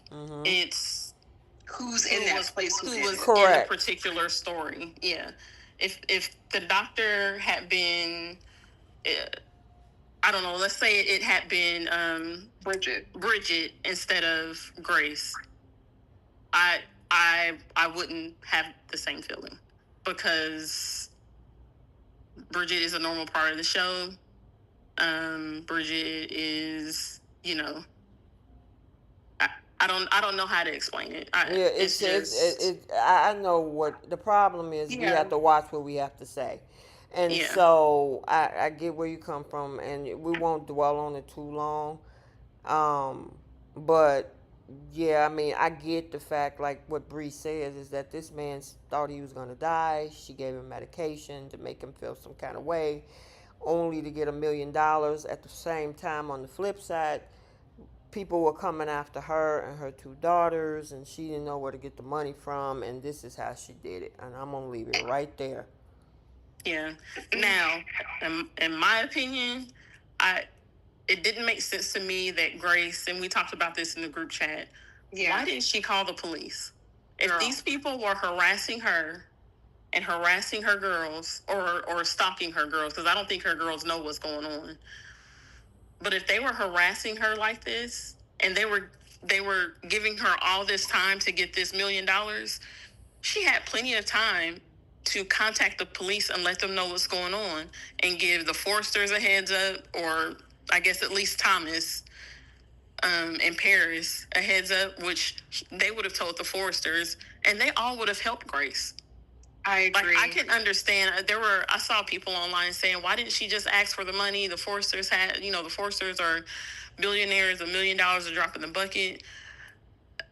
It's not that easy to go to somebody and say, hey, can you give me $1 million because my ex has this debt still and people are after me and my daughters.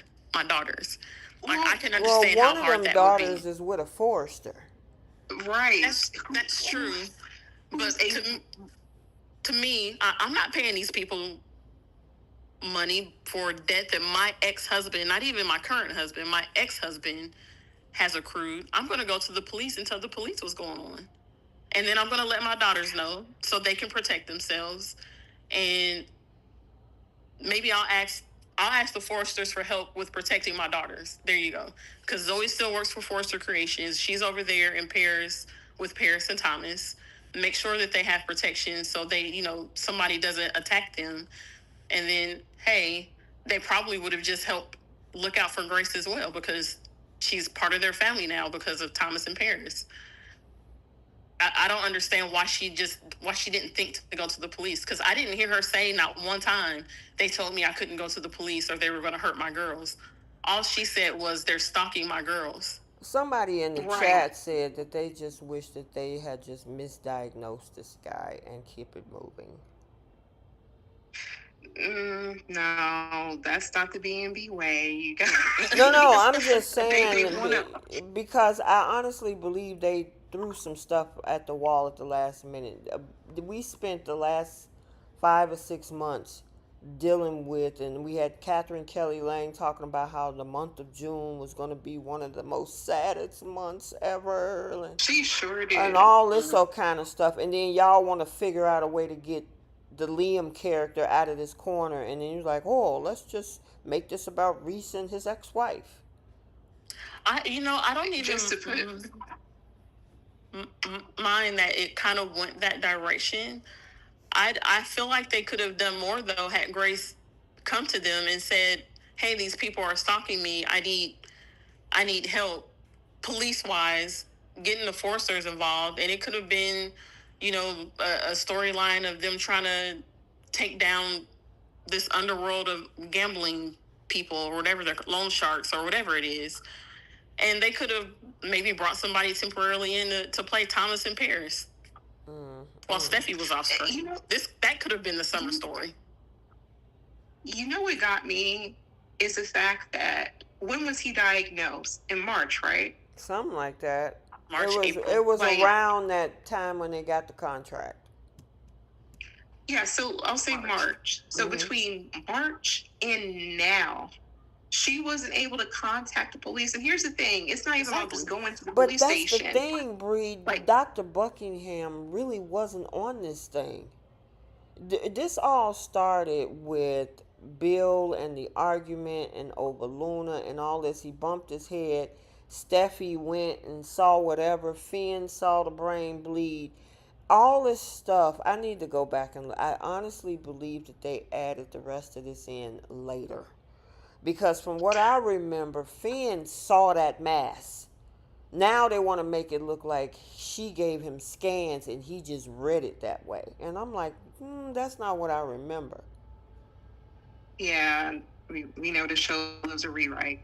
But my thing is, if her narrative, if we're going based off of the narrative that Grace has painted, that there was loan sharks that were trying to go after her and her daughters.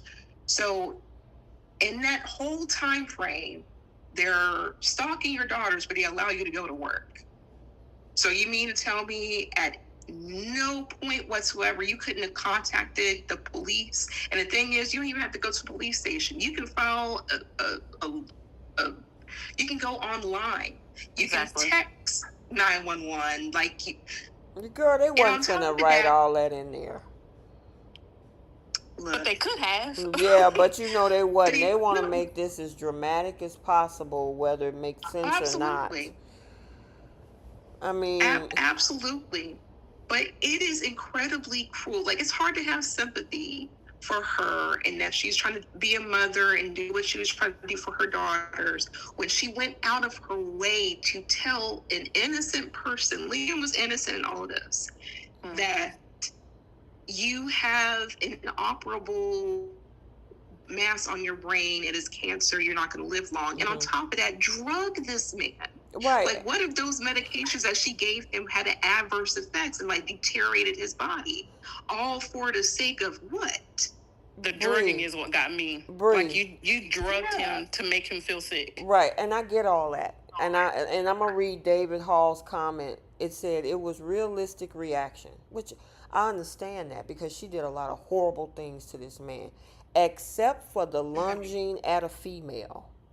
If Liam had reacted pleasantly, that would have been BS and the viewers would have been upset. So that part is what I have an issue with. I understand why in his head he's processing what has happened to him and what this woman has did to him. I don't like the optics of what they had him to do. Okay. I think and I agree, like, had it been a different character, the optics may have been more softer to the. I mean, the way that Scott word. came in that, and they probably acted it out, but he was about to punch her in the face, and that definitely is not a good look. It's not a good look. But here's the thing: we've seen Eric punch Sheila. We've seen That ain't Ridge good yoke either. up. Yeah, like, we've seen a variety of different storylines, particularly with Sheila or whoever, where they actually do grab up the woman and everything. Whereas in this age, he lunged at her. He was frustrated. He was furious. Like, I think that's a relatable reaction, regardless if it was a male or female, whatever the race was. For me, that's how I'm viewing this. Because if you did this to me, I don't know how I would react. I know I'd be furious, but at least he stopped himself. It's still not okay. But at the same stopped time, him. How do you feel? Yeah. Finn stopped him and held him down. Yeah, but I'm at least glad that Hope slapped her. Yeah, that was I necessary. figured that she was going to do something. I figured she was going to do something. That slap was on point. That needed to happen. Well deserved, because she was insane for going to these extremes, and there were so many other options in a matter of months that she could have took. From March to now, how many months is that? Like 5 months? 4 or 5 something months? like that. Like, enough time. And the thing, they let her go to work. She was going to work each and every day. She was able to sleep and do whatever. Like, she could have texted the police, could have texted the FBI. She could have sent a warning out to Thomas, who's supposed to be her fiance, her son-in-law, future son-in-law, so he can protect her daughter if there's eyeballs on her and they're threatening to harm her. Like, none of those, there's no precautions that were taken. None. And I don't know what the other girl's name is. I can't think of the other girl's name, but Zoe? you cheated. There we go. Bree been struggling with that name all week. Dang. I was like, I don't know who that girl is, but you know who we're talking about. I think you called her Evelyn at one point. I mean, we had issues with Ridge, even though Hope is annoying, right? And it was a bad thing Yeah. that her and Carter did that takeover. But some of the words that people had issues with how he was talking to Hope or talking about her. Yeah. We're in Yeah. a time period that's a little bit different than maybe when Eric slapped Sheila. Yeah. Yeah. Yeah. I remember, I know exactly what storyline you were talking about, where Finn was catching Hope up in her lie about what was happening over in Rome, and he yelled, and the fans were like in their feelings about like how he reacted to her because Yeah. she didn't want to open up her mouth and say what she did, and he was like, "I kiss." So it's like, oh wow, I mean, the other but day we saw when Grace tried to leave how Finn grabbed her, and some people were having issues with that too. I scold, I scold, I search social media to see the temperature of things, and they was like, dang, I mean, you wanted to stop her, but did you have to put your hands on her like that? This is the type of stuff people are highly, you know what I mean? So, yeah, is it because it's daytime? Because we see worse on prime time. maybe that's That's what it where I'm. is. Maybe that's what it is. It's a different demographics during the daytime. Yeah, because I'm like, we see a lot worse things outside of daytime. We've seen different movies, different TV shows, and that I have yet to see it that on happens. Sisters. No, no, haven't seen that. But Mm-mm. I mean, it also depends on the show and the direction that they go in. I mean, I'm just saying we just see worser things outside of daytime to where I think as adults who watch television, our minds should be kind of prepared to see the unexpected. I think I think it depends on the it's demographic. There's a yeah, certain group of people that watch certain type of shows. I mean, you got people that are into hardcore horror, whereas some people can't fathom dealing with that, right?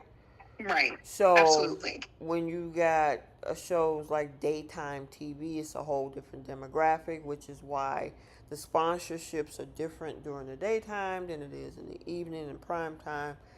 Because there's certain people that cater to these types of shows, and there was some people that have issues with what Finn did the other day, and I saw some of the stuff that would happen when Liam tried to come after Dr. Buckingham today. So, it's just interesting to watch. You know what I mean? And some of the comments I'm looking at in the chat, some people understand the reaction. They just didn't understand why he had to move like he did. Mm.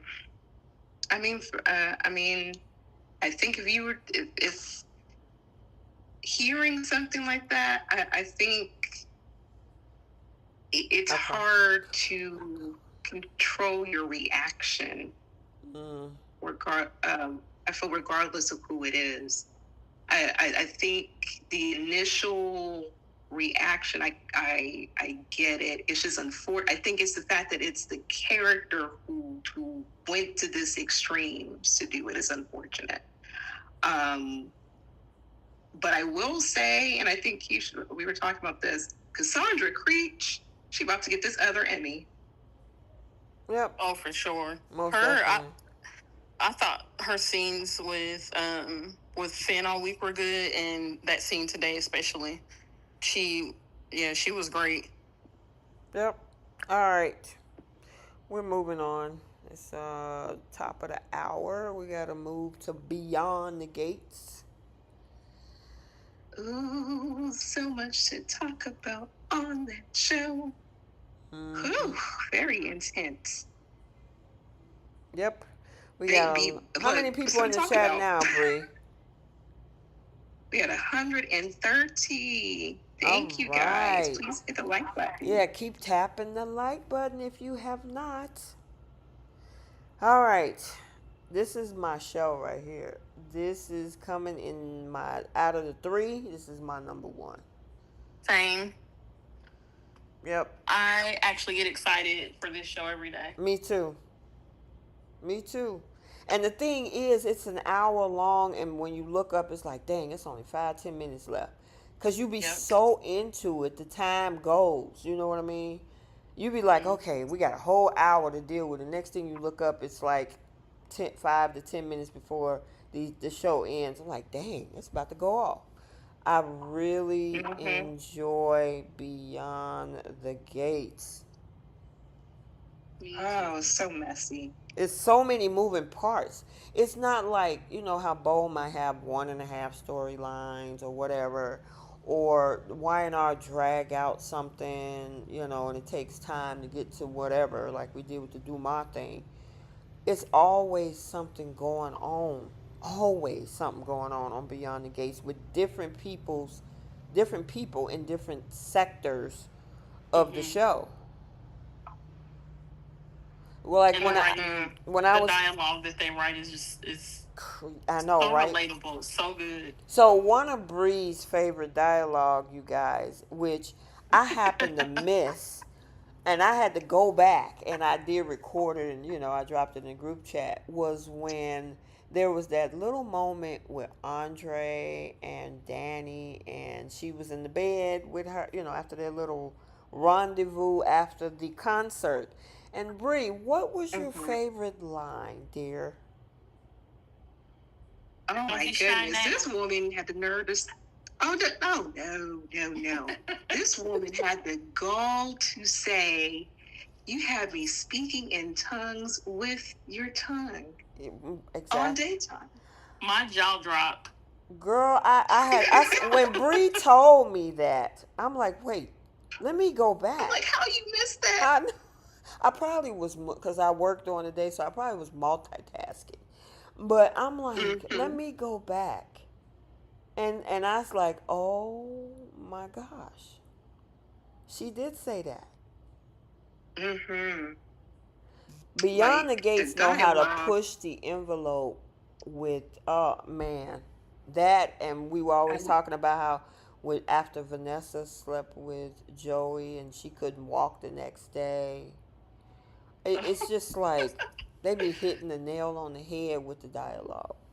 Yeah. Yes, it is so good. And then Leslie was talking with Nicole about Ted's DNA on her old dress. She Like said it she was was covered in Monica a. Lewinsky or somebody.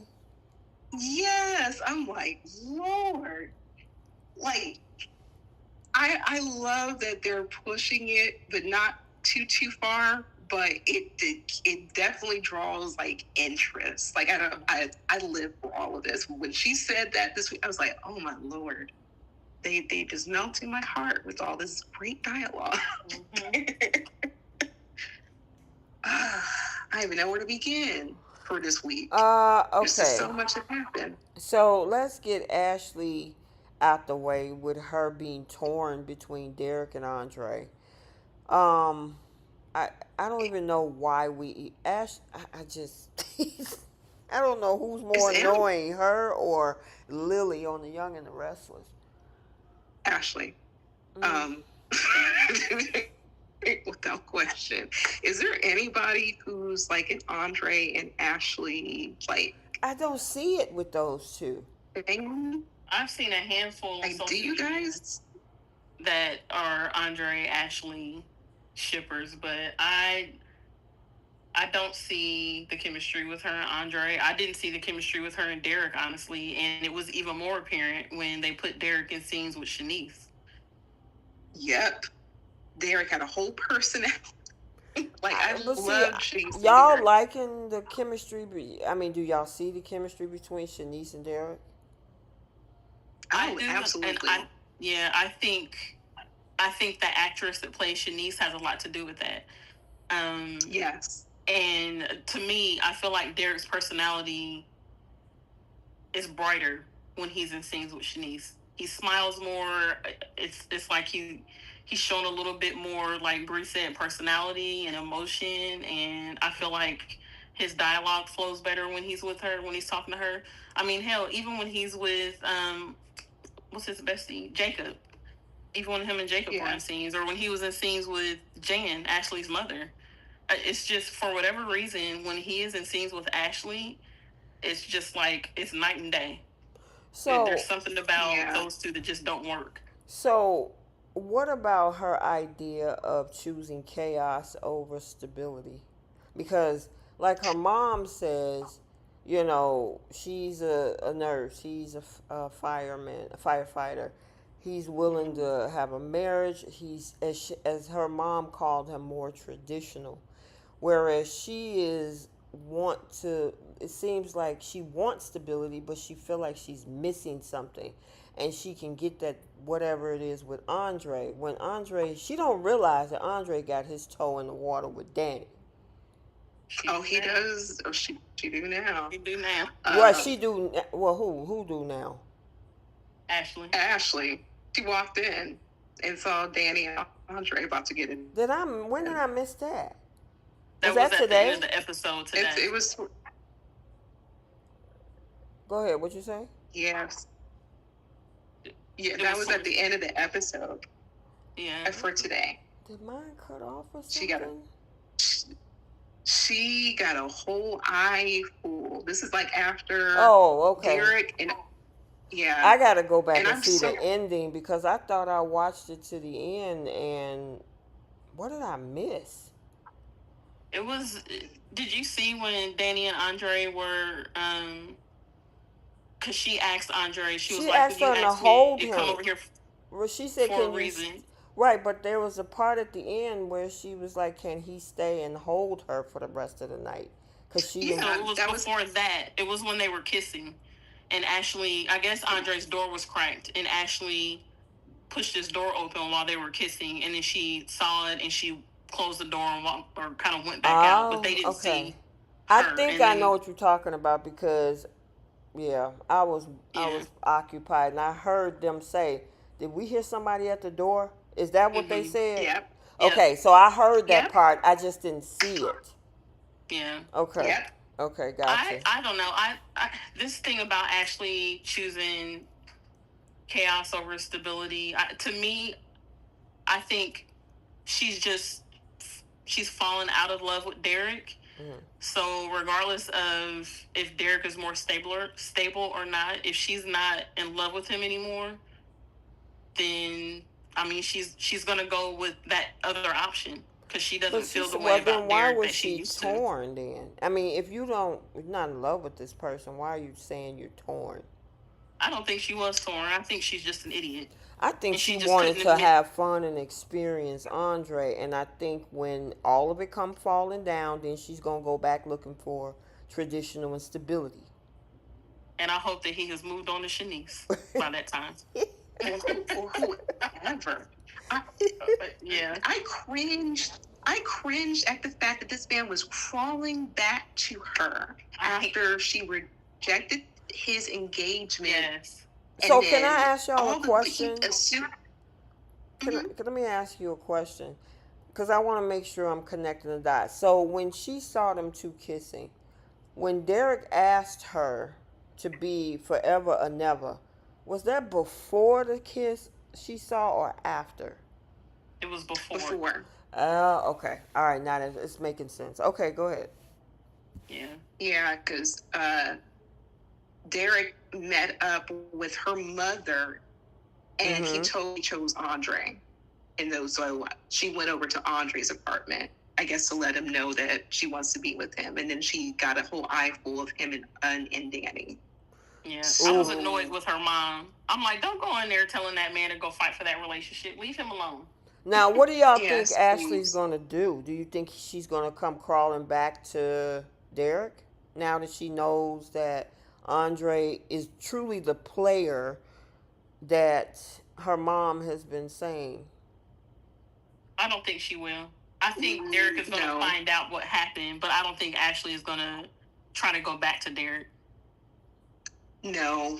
If anything, just like a typical messy woman, she's going to throw her hat in and see it as competition and try to get Andre, because that's still going to be at the top of her thoughts every night. If she can win Andre back, she is an idiot. And I'm glad her mother pointed that out.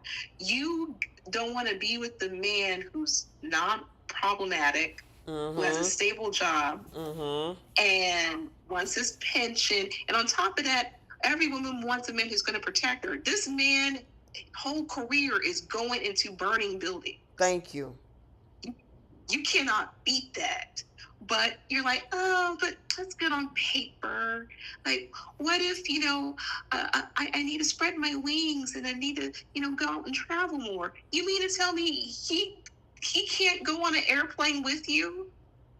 He wouldn't want to go travel out the country with you? And I think he even brought that up to her this week.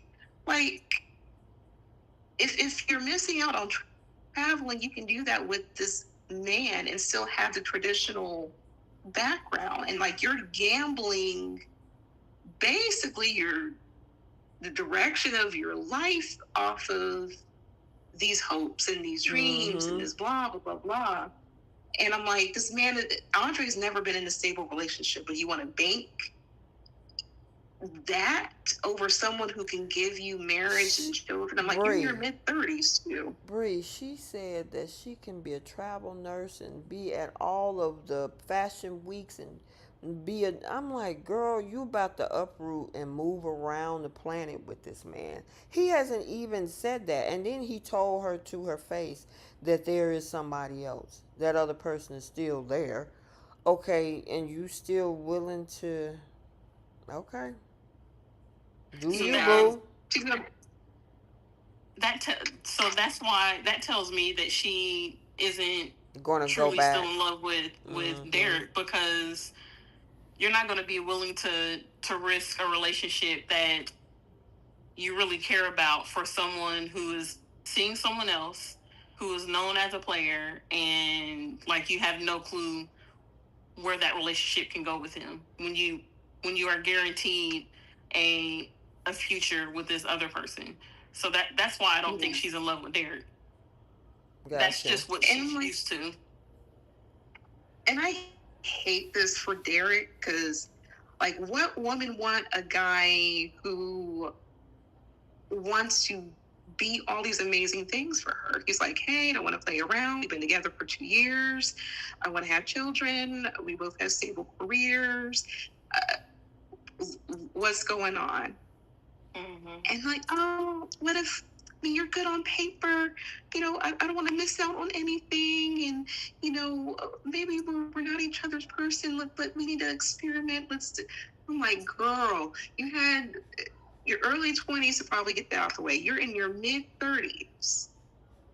Yeah. What else are you trying to do? Right. And Derek didn't even do anything wrong at that. Exactly. The only thing he did was propose to her, and she wasn't ready to be married. And she turned it into this whole thing like Derek did something disrespectful to her. And it drives me nuts that Andre and Jacob and Chelsea, when they all talk to Ashley, they make it seem as if Derek did something bad. Or did something that was, like the man didn't even do anything to her. He loves her. And he wanted to marry her. That was what he did. And that's why she freaked out. And that's why all of this drama happened. Well, he didn't cheat on her. He's not abusive. He didn't steal some money. Like, right. I'm just floored with how Derek became the bad guy in this breakup. Me too. Yep. Hate it. So then we had Naomi, who came over to talk to Ashley about everything, but then it turns into a conversation about Haley. And somebody said Ashley broke the law. Yeah, a little bit. She broke HIPAA a little bit. By talking about that whole not so existing sonogram. Which of course we saw, which is that picture in the upper left hand corner where Haley called her out about it. I did not understand the explanation at all that Haley gets. So she's saying that she had a baby that lost it weeks ago, and I don't get it. Or did she I ever don't have either. a baby? I don't think she was ever So pregnant. she basically gaslit the conversation and made it like word salad per se. Yeah. Mm-hmm. Because I didn't Like, understand if none of that. this woman went out of her way to fake a miscarriage, Mm-hmm. I'm like, where did she even get Blood from everything to fake it? from Yeah, Sammy, aka Randy.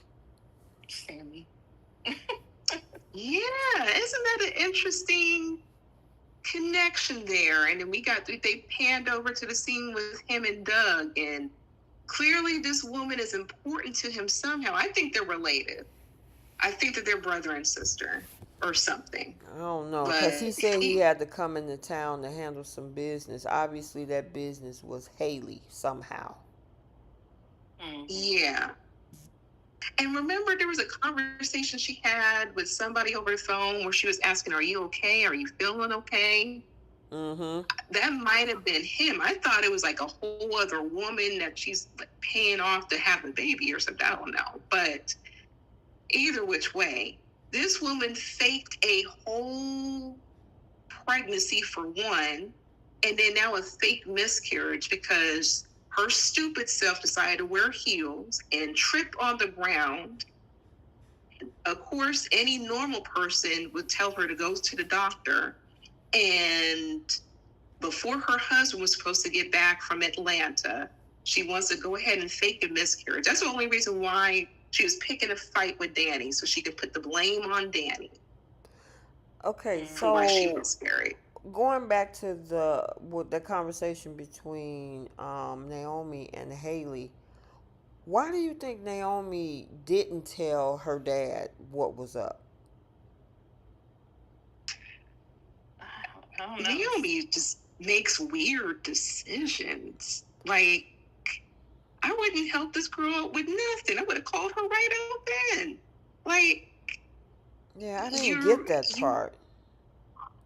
like she went through all the questioning and discussion with Ashley about the non-ultrasound and whatnot. And you go to confront Haley, Mm-hmm. and now you want to protect the same girl. But I don't understand. And if she was getting in her feelings when she was talking with her dad about like, oh, you still got with my friend, and this is too soon, and blah blah blah. So you still feel sensitive over the fact that your dad was getting with your friend, but you're going to protect that same woman. Why? Yeah, that part, that whole sequence of that scene didn't make sense. I didn't understand what Haley was saying. And then I didn't understand why, because she admitted she lied. I did hear I lied, but it wasn't what you think. Okay. And none of after that made sense. And then Naomi protected her. I, I didn't get that part, so I didn't know what Yeah. y'all thought about it. Yeah, TA was right. Haley was a word salad, made no sense. It really didn't. So you really were pregnant, then you Lost the lost baby a weeks baby, ago. which I'm surprised your husband wouldn't have known about it because it seems like you guys were humping like bunny wabbits, like Leslie would Right. say. And then you go out of your way to say that you're having a baby. Remember she did the pregnancy test, and then they were that's where they had met up with Martin and everything over at the country club. But she went out of her way to tell everyone that she was pregnant, and then I can't remember if it was her or the OBGYN that said that she was 10 weeks along after she had that run-in with Danny, going through all these different things It for the don't make most elaborate, sense. stupid lie. Because here's the thing. Just say you never ran into Danny and Danny minded her own business and this didn't, you would still at some point had to produce a big belly and then a baby at the end. Exactly. and she wasn't even showing. Right. Because that scene that happened with Danny, or at that hospital, that was like almost a month ago. Mm-hmm. So if she was 10 weeks, she should have been approaching her second trimester. As tiny as she is, she should have been showing. But that's what they were saying. You're not even showing. She started talking about them doggone Pilates. Like, what? And then that's the other thing too. When I had my son, I know at my second trimester, I didn't want to do anything, nothing. My feet hurt, hands hurt. This girl's over here with heels on, just skipping around town and talking about food cravings and whatnot, and it's just unrealistic. And you would think that Bill's supposed to be smart, supposedly. Mm-hmm. And he already had 2 children. He would have noticed something was off. Yeah, I don't know. And she... Somebody, who is that? Jenna. Jenna said, I don't think Naomi's going to let this go. I think she covered for the sake of Bill. I wouldn't do it for him either. But, I mean, that's her daddy, though. I mean, I could see why, maybe, but... Yeah, that whole thing, I just didn't understand what Haley was saying. It just didn't make sense to me. Maybe Naomi is going to try to gather more information Right. before she confronts her dad. I think so, too. Because maybe, I don't think she believes that that girl was really pregnant like she's saying she was. Right. I agree with that. All right. Then, speaking of Randy meets up with your boy. Dougie Fresh. Dougie Fresh got a bug on his car. And he thinks that he got control over Joey. And now he wanted to set him up, for murder and make Randy a snitch. I just see them. It look like the 2 Stooges plotting a plan that's about to blow up. I keep forgetting that Randy and Doug were childhood friends. Yeah. And Randy's not even supposed to be there. Randy was put, they gave him some money to get out of Dodge, and he came back anyway. Popped back up in town. Wait a minute. You said that they were childhood friends? At least high school. They Yeah, said they went to high school together. Yeah. So he would have known Haley then. Oh, that's interesting. Well, unless Haley came into Sammy/Randy's life later. Yeah. Later in life. That could be a possibility. And that's assuming, we're also assuming that they're related. They may not be related. Yeah, we don't know what the connection is between those two. Maybe he's part of a scam to take down Bill. Who knows? Mm-hmm. That is true. That would be interesting. But as far as Dougie Fresh, like at the beginning of the week, this man, Ted, I mean, I know we all feel a way about Ted. Different reasons, but he at least tried to warn his friend, like, hey, the board of directors is noticing you're screwing up on your jobs. Patients are complaining about you.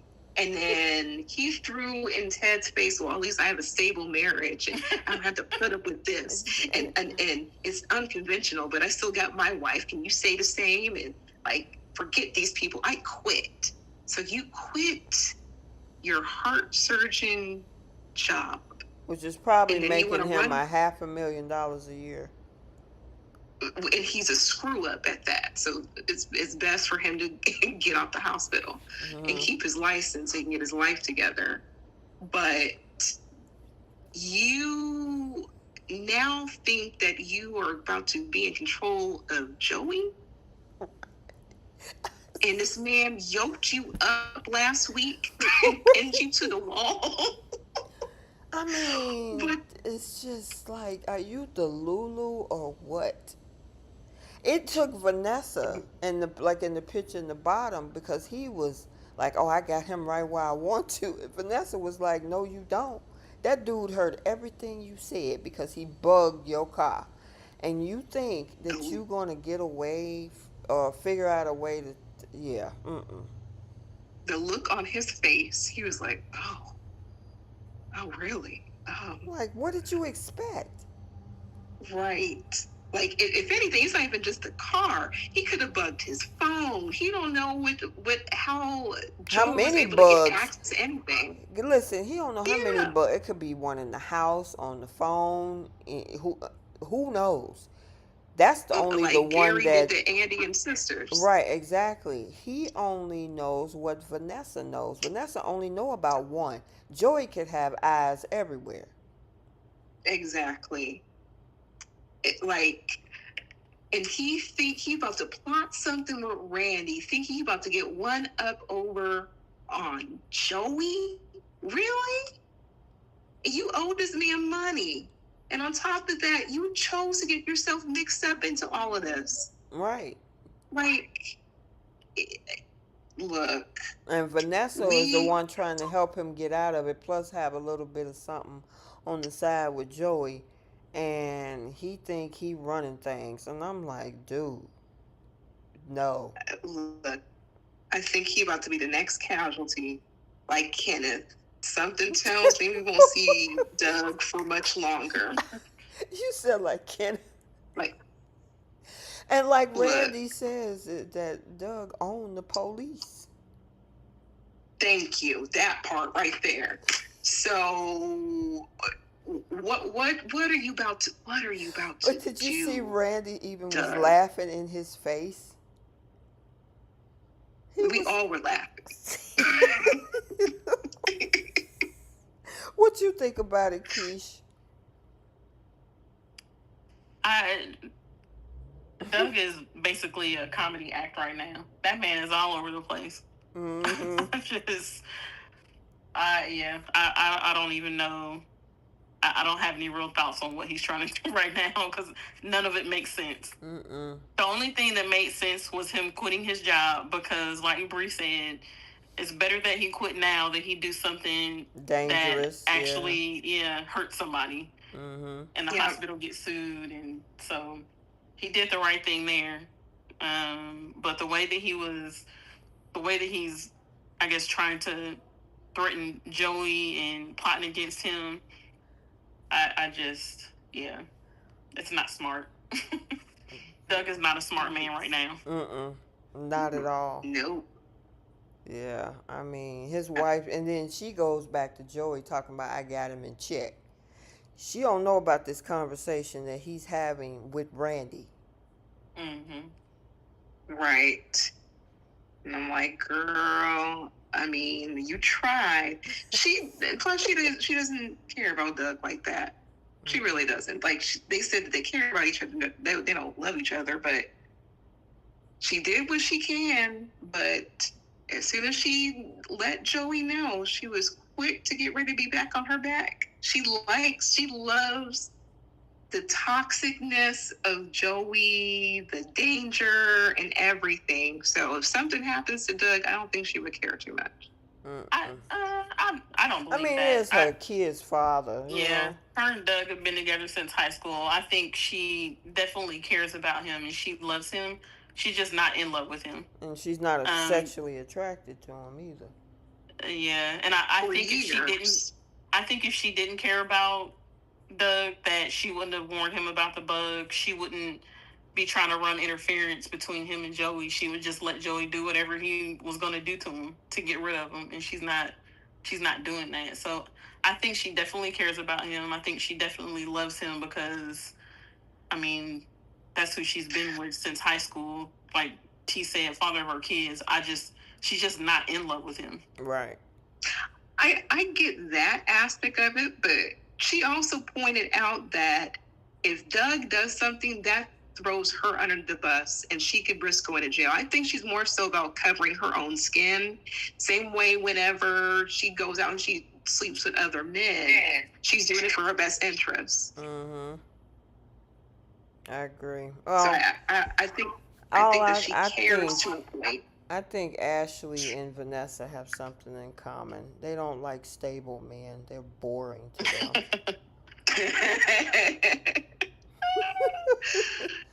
They sure do. I mean, because technically, granted, he didn't have to. I'm wondering, Do you think all of his gambling and stuff had to do with the fact that he was miserable being in a marriage where his wife don't really want to be with him? That was the outlet. I mean, It's hard to tell. Yeah, we don't really know. It just he- started, so.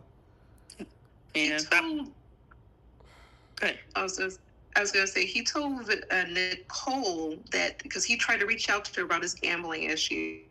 He's been gambling since he was a kid. This is all that he knows. Oh, so he was okay. doing it prior to Vanessa and even after Vanessa. Oh, okay, So gotcha. it could be that his gambling problems is what drove Vanessa to do what she's doing right now. But she didn't even know about it. Oh, that's right, she didn't.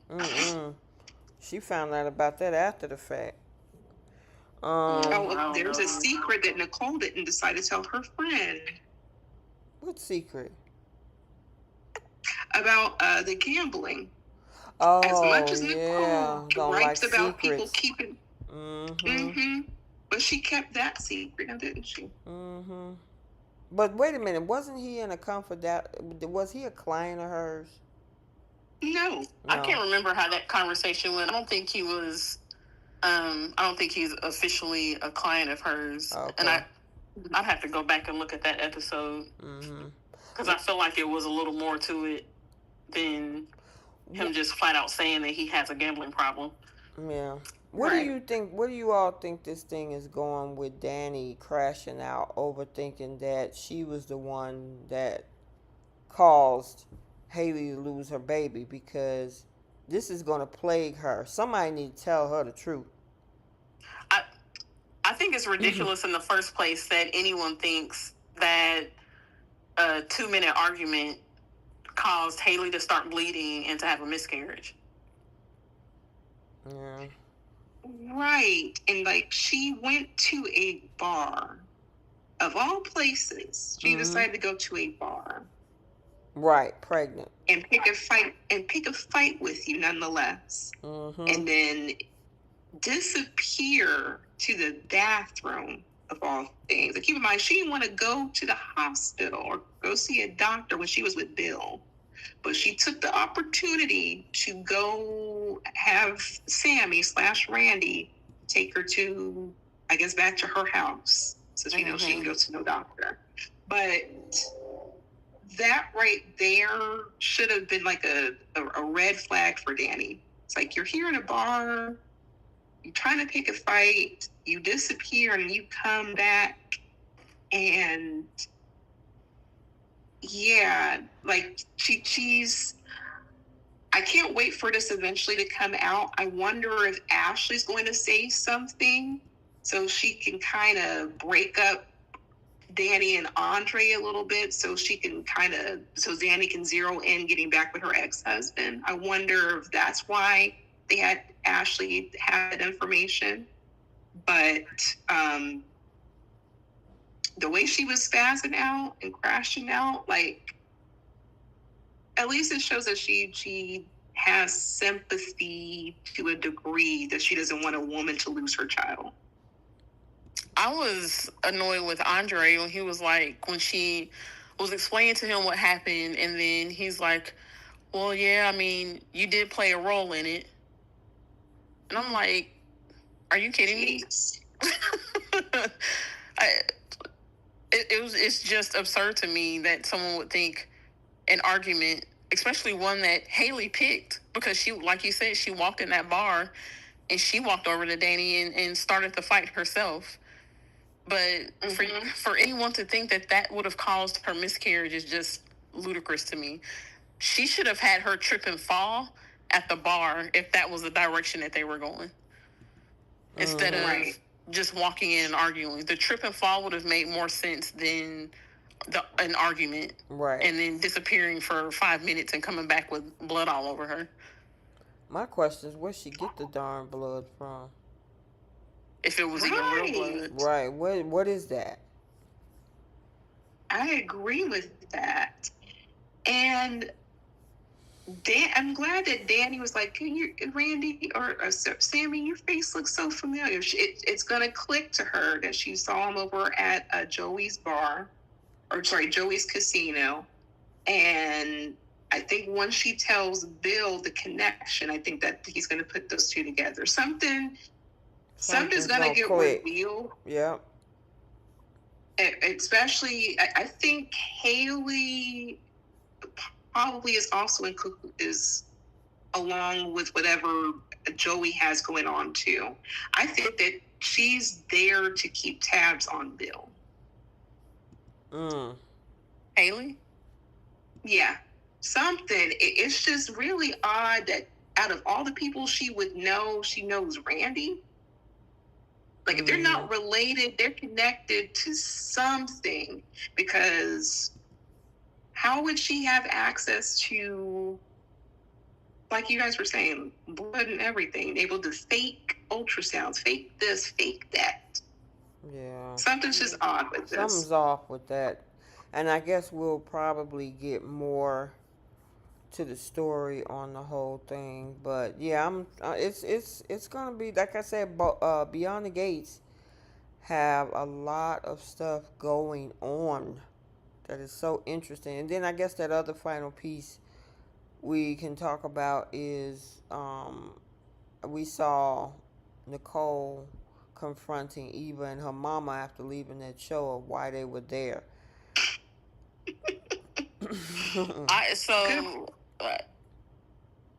I was more annoyed that they tried to show, well, not they, but I guess really it was just Leslie trying to crash the private party. Like, you did enough stealing the ticket to get in the show, but then to try to crash the private party in the country club is a whole nother level of, you need to get some business about yourself. That was ridiculous. Like, what did she think she was going to achieve? Did she really think she was going to be able to get in there? And then go have the nerve to say, our money spends just as good as anybody else's. What money? Because you didn't pay for anything. Yeah, and you didn't pay money, for that ticket. You stole it from your daughter. And any money she do have is Ted's money, because she got it through Eva. Just the audacity of all of that. The audacity of her stealing that ticket. The fact that Ted even bought those tickets and he was going to take Eva with him to that show where they were going to be sitting with the rest of the Duprees and the other family was enough in itself. Mm-hmm. But then you know that Leslie stole that ticket and you don't even bother to call anyone there to either stop her at the door or to at least give them a heads up that she stole that ticket and she's going to show up. He just sat back and was like, well, Eva, just go and try to keep your mother in line. Yeah, that's crazy.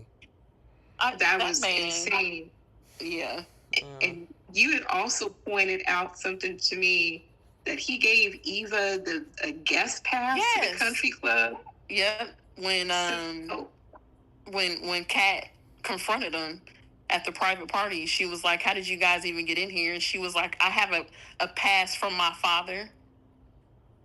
So yeah, Ted gave her Ted gave her a guest pass to be able to get into the community that he's not even living in right now. Right. You gave that to her after all of this came out and you got put out of your house. You gave her a guest pass to come and go at the country club that your wife's family owns. Why? Why does she need to be there? You lucky that you ain't got your membership snatched. Well, he's about to get divorce papers next week. Good. Great. And Carlton. Excellent. Ooh, see, I was so happy. Nicole, like, she got a man who got a lot of sense. He was trying to run interference, and then he got Ted just walking over to the table like a dark cloud. Like, oh, did Leslie cause any issues? You already know she did. Mm-hmm. What are you talking about? For him to even ask her that question, like, I can't with Ted. I can't. Yeah, me either. Man. And I don't feel sorry for Eva either. I know people feel sorry for Eva because of her mother, but the way that they were sitting at Orphe Jean's kikiing after Leslie tried crashing that party, the private party, and you know that she stole your ticket and she's sitting up there talking about, I'm so glad you enjoyed yourself. I don't feel sorry for her either, because she enables her mother. Yeah. She enables all that behavior. Yep. And I mean, just for the mere fact, I didn't like after you know that that man turned your mother down for giving her money. You go over there and said, "Give it to me so I can give it to her," and he did Yeah. it. Mm-hmm. Yeah. I'm And like, And she even spent it on after, clothes. and the thing that really got me was before she even let her mother know that she got the money from him, she heard her mother talking about um, shopping and spending money on XYZ and something else that she said. And she gave her mother the money anyway.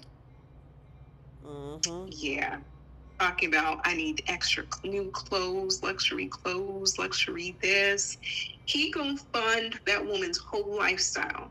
And I'm like, you might as well just be with this woman then. Yep. You don't care about how you're getting played, and she's using your daughter to do so. Then go be with her. Then you entertain her every time you open the door to your hotel room. You know it's a bunch of shenanigans. You know she done made up that whole lie about getting attacked by Nicole. Like, just Yep. be with her then. That's, yeah, I mean, and I'm wondering if they're going to go that direction, if they do divorce those two, or will they create a triangle between him and Carlton? Ugh, no, I'm I don't praying. know. With the Nicole, way, yeah. please don't let Nicole be. She needs to be with a regular, decent human being. Ted is just a mess. He just full of lies and a mess. And Leslie's not going to go anywhere. And all she's doing is so she can try to get some more money out of Ted, and then also try to get with Ted just to be spiteful to Nicole. I don't even, it doesn't even seem to me like she is even interested in Ted. Because she makes these little snide remarks about him being self-righteous and having to listen to his lectures. And even early on, when Ted invited her out to dinner for Eva's birthday, she turned him down and she didn't go. So I feel like I don't even think Leslie cares about being with Ted in any kind of way. I think, like you said before, she knows that he's a source of income for her. So she uses her daughter to try to get money out of him and whatever other little perks that she can get. But it doesn't seem like she seems to care more about trolling Nicole than she does about trying to get with Ted. That's true. Mm-hmm. Like I agree. that has felt like that has been what her goal has been since she's come to town, was embarrassing Nicole, getting under Nicole's skin, and less about trying to take Ted from her. Yep, I agree. All right, did we cover everything? It seems I think so. so. I do want to throw in, I was annoyed with Tyrell this week when he saw Martin at the concert when the concert was over, and Martin's like, "Hi, son," and Tyrell was like, "Yeah."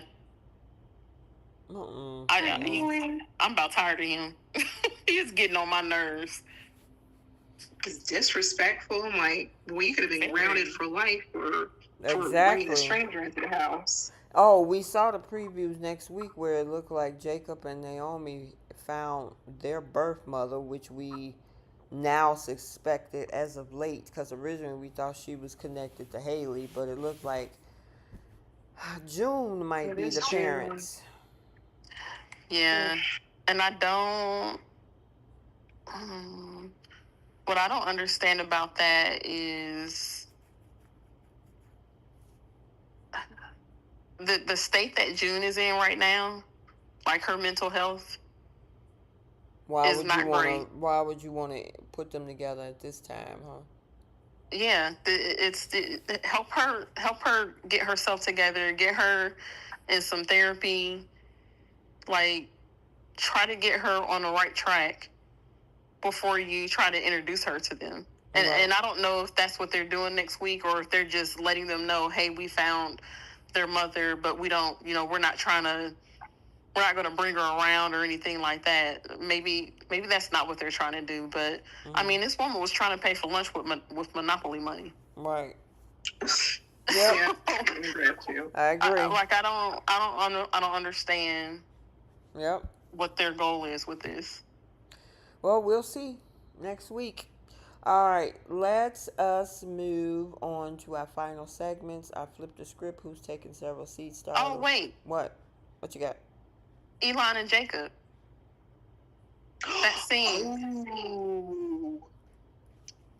That scene was, I loved it. Well, I Yeah. mean, he did hold Jacob accountable when it came to Danny, and who else was it? It's two people. Nicole. Nicole. Yeah. Mm-hmm. That was a great scene. Yeah, because he Yeah. tried to be all self-righteous with his father, and his father like, hold on, let's not forget. And yep, and Jacob couldn't say nothing. Nope. Not a word. I'm like, Elon got that belt. He let it be known. I'm so daddy over here. Mm-hmm. Ooh, Jacob's That man was fine fine daddy. too. Both of them, Jacob Girl. and his daddy. The shirt, like, I don't know what it was, but his arms just look. Ooh, Jacob's fine daddy. All right, was that all you wanted to say on it, Keish? Yeah, just Okay. just that the scene was great Yeah, for both of them. I like the accountability. I did too. All The right. accountability, the dialogue, the acting was all good. Yep, I agree. Mhm. All right, so what y'all flipping on Y&R? I would have loved if Claire had told Victor that she's cutting him out of her life. That means that she's giving back everything that he gave her, the horse, the luxury, whatever, and the last name, since he wants to be disrespectful at her own father's funeral. Gotcha. What you got, Keish? I would have had Nate walk in on one of the two scenes when Audra was taunting Claire and Kyle with the whole the insinuation that there was something going on between them and Niece. Mm-hmm. Okay. Let me ask y'all a quick question. I need to try to make sure I'm understanding something. So when Phyllis told Billy that he was out, was she telling the truth? I don't know. I would have to go back and look at Because her and I got Kane's scenes. confused about that. I remember them having a conversation, but I don't remember Kane saying to Phyllis, "It's just gonna be us. Billy is out." I didn't remember that Yeah. either. And I thought it She was was- just Phyllis being Phyllis. Okay. That is. I think that she's going to take that information to Kane, and then he will be out, though. Okay. Well, I wish he would be I do. out. Yeah. That's my flip. Billy is a wild card, and I mean, I don't, not to say Phyllis isn't, but Phyllis looked like she's dedicated to the cause. Billy is just, I mean, he went from my brother to I can't stand your guts because you talking to my mama, and now I'm finna go tell Jack. He's just too much of a wild card in this situation, and for Kane to expect Billy is going to say yes after probably, as we know, already telling Jack what's going on, Kane would be stupid to have this man at the top of the food chain with him. Yeah. I'm like 99.9% sure Kane is using Billy. He knows better. Yeah, well, I cut the loose end. You a whole weakest link in this chain. He needs to go. All right, what y'all flipping on bold? Naples. Oh gosh. Oh gosh, yes. Thank you. We don't need another Brooke Oh, okay. So I remember the scene where Ridge gave her CPR, but the second scene when he was sitting up and Brooke looked at him, wasn't that a kiss? I don't know. They didn't kiss. No. So there was two separate was. scenes. There was one where he was doing CPR, and then when she was opening her, I gotta go back and look at that. I thought he kissed I think that girl. He kissed her forehead, but they didn't kiss. Okay. Right, he did. It was he just kept forehead. saying, yeah. He's just kept saying something about I'm going to make this right, which I don't know what that means, but Only thing I would Yeah. change is I could understand Liam being upset, maybe even saying, "How could you do this?" Yell, but the physical thing I wasn't cool with. So, and I got Liam you. had this. I mean, Finn had to put, like, hold on, brother, hold on, can't be doing that. mm, Yeah. Um, BTG flip. hmm. I guess I'll stick with what I said earlier, where I would have had Haley do the trip and fall at the bar instead of in the office. Gotcha. Gotcha. I guess my flip probably would have been, and it was on the tip of my tongue, but I forgot. Go ahead, Bree. It'll come back. I would have had, speaking of Haley, I probably would have had that assistant that works for Bill. I would have had her like just pop in for whatever reason and witness what Haley was doing, and she was the one that would contact Bill and say, Gotcha. "Hey, that your wife is miscarrying," versus Danny getting involved with it. Okay. My flip would have been Randy laughing in Doug's face and saying, "I'm going back out of the country. You figure it out."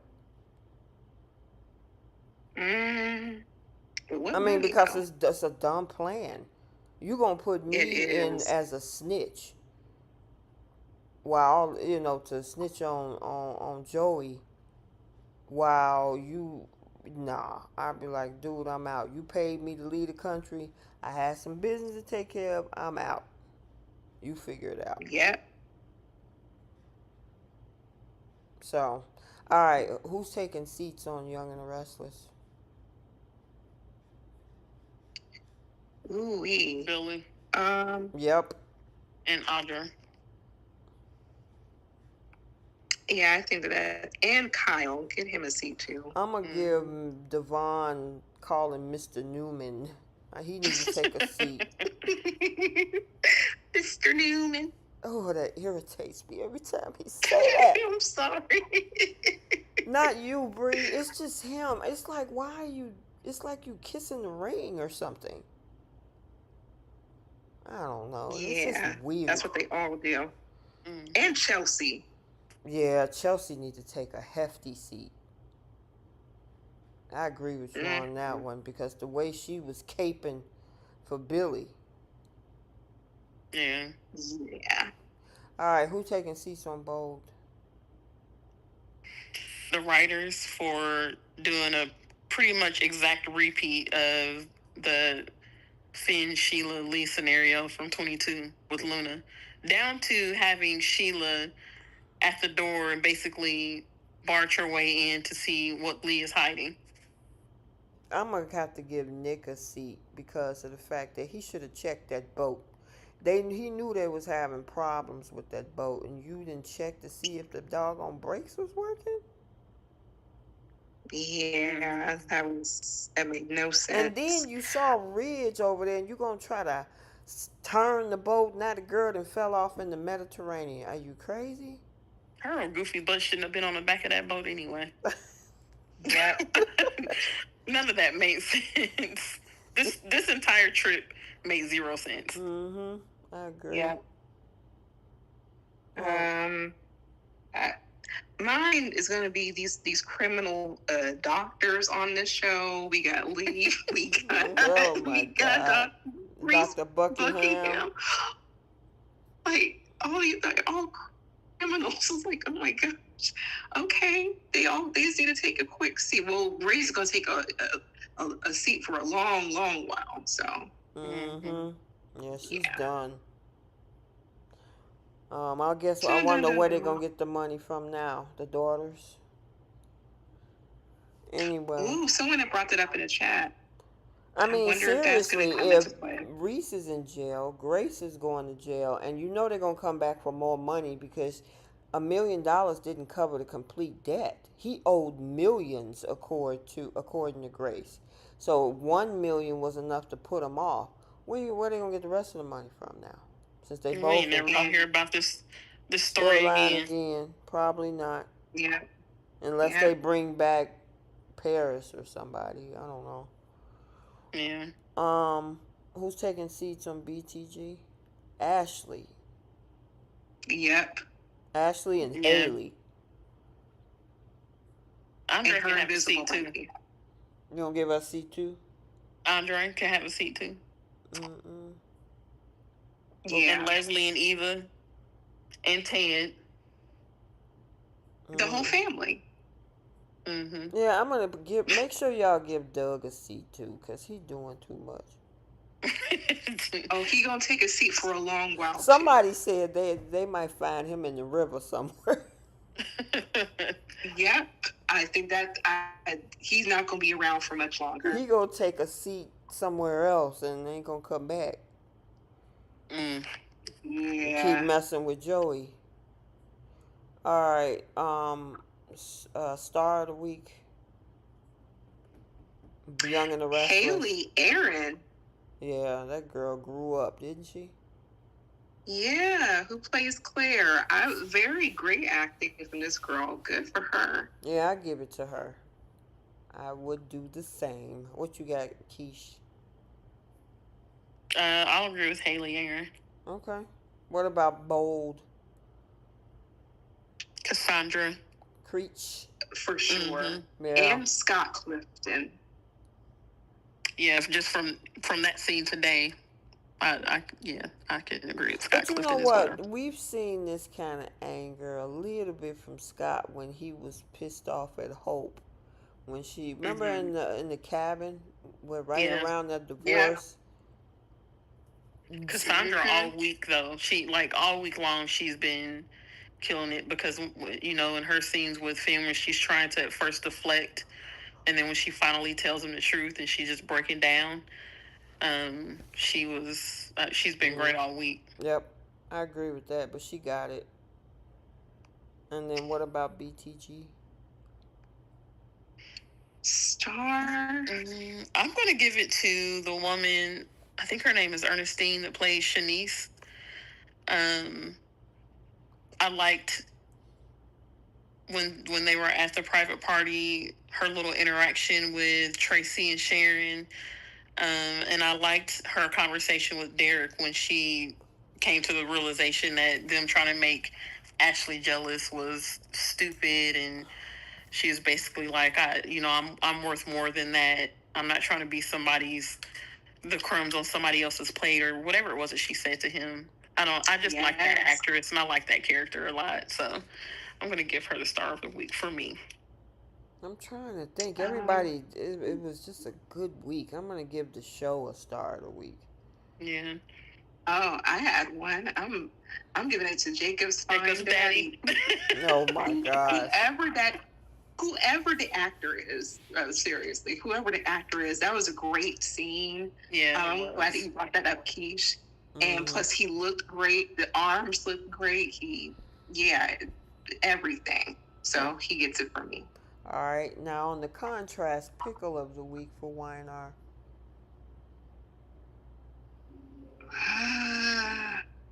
Just really sour, like ugh. I'm gonna give Okay. Billy's wine crying a pickle. Yeah, I'm gonna give Billy the pickle because he was just deflecting and becoming the victim and passive aggressive and conflating and yeah. I'm going to give it to Audra and her audacity and desperation to ruin, not that I care about Kyle and Claire, but just the way that she's trying so hard to ruin that relationship because she's being vindictive and because she thinks that she can get that company. I don't know, that scene today when they were at Society, it just grated my nerves. I'm just glad that Claire recognized the fact that about this plan that they had, her and Victor, that he was willing to hurt her to prove a point. Yeah. Well, I mean, her mother tried to warn her, given her own experience. Yep. But I'm assuming she got it according to her. So, all right, who's the pickle on Bold? Naples. Yes. I will agree with that. Yeah, that whole storyline is trash. It's trash. It is. All right, and BTG pickle? Ashley. Haley. Yeah. I was gonna say Haley. Yeah, I mean, too. really, Yeah. you can go with either one of them. Ashley get on my nerves. She just. Yeah. I'm gonna throw Naomi in the mix with this too, because I'm like, why are you protecting either one of these people? Just say what you know.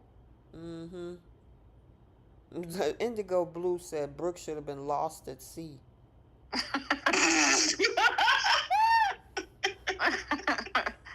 Oh my gosh. That was crazy. And shout out to the stunt double who was swimming so fast jumped off them rocks. And Yeah. I saw somebody post that was actually Thorsten that jumped in the water. he probably jumped in, but the swimming across there from there to the boat, that probably was a stunt. If that was him, I'll be like, okay. Right. Because that's a lot of work with adrenaline. I agree. And then we did pickle for BTG. And then we got our Simp Olympics. I'm gonna put Chelsea probably at a gold or a silver. I think gold fit her perfectly. Because the way she Gold was for caping for sure. Billy, sheesh. Yep. And then we'll put Adam at silver for caping for her and for Victor. So they can be together. Now, bronze and platinum, that's going to be kind of hard. Nick Maroney. Oh gosh. Yeah. And He Eric. could get Oh, Eric definitely. perfect. Bam. Eric is platinum. There we go. Nick is bronze. Adam is silver. Chelsea is gold. But Eric, he deserves platinum this week. Because when he was in that hotel and he was like, "Oh my God, I gotta go save Brooke from Nick," I'm like, "What you gonna do?" Right. What are you about to do? You moving like a 10-speed bike. What are you about to do, sir? He acted like she was. I mean, obviously with the boat thing, we found out later, but it was almost like she was trapped in a room somewhere.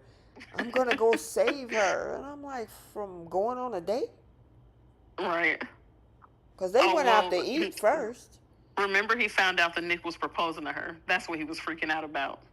Oh my God, save her from a proposal. Oh, that was so dangerous. Yes. Yeah, a man wants her. Oh, God forbid that happens. Right. All right, you guys, we had a good one. Oh man, we unpacked a lot. Look like we're gonna have to unpack a lot next week, the week of the 11th through the 15th. I gotta check out Young and the Restless from Monday because Bree said it was good. So, and I'm curious on Tuesday what the heck Claire is gonna do based on what she was saying that Cliffhanger looks like on Monday. And then we saw the previews and stuff for what's coming up next week with who is that woman that come and visit Leslie? I'm thinking that's her mama. I'm assuming Probably. whoever it was that raised her, if it's not her mama. Right, So they always got something new going on over at at BTG. Bold, we got these stupid situations with Taylor begging that I got the ring on my finger and I'm not taking it off. Okay, don't take it off, but he can still go over there. Right. Just embarrassing. Yeah. And then Nick is proposing too. I'm like, y'all, okay. Lord. I guess. And then we see We'll Bill. see. We see Bill calling Dr. Buckingham a B. So I'm like, oh, here we go. Yeah, I can't wait for those scenes. I want to see how that's going to really turn out. Yeah. But And then, interesting week so far. and then Y&R, we see Lily meeting up in the car with Kane. So we'll see what that look like. I cannot believe that these people are going to make Kane's house, his residence, A train. a freaking train. Stupid. It's just stupid. Like, And he owns the athletic club. That's because they don't want to put a multi-billionaire in the athletic club that he owns. So we're gonna put him on a choo-choo train. Okay. all of the materials that they used to put that train set together, they couldn't have just converted that into a penthouse suite. I mean, he's a single man. He owns the athletic club. I mean, he lives in the penthouse. That wouldn't be unusual. Right. But you have him living in a train. When he told Phyllis that he has a train on every continent, and that's where he was going to stay because he couldn't find anything that fit his style or that was to his liking, I about fell out my chair. I'm like, a train? This man is living on a train? Okay. Yeah, more. I don't know. This whole thing is just ridiculous. That's probably why they're looking at Jill Phelps or whatever to come on board or something, because it don't make sense. Anyway. All right, you guys. Yeah. This was fun, ladies. Thank you very much for coming on this Friday night. Everybody have a great weekend. Be safe. And we'll see what's going to happen next week. Good night, everybody. Good night, guys. Have a good weekend. Stay safe.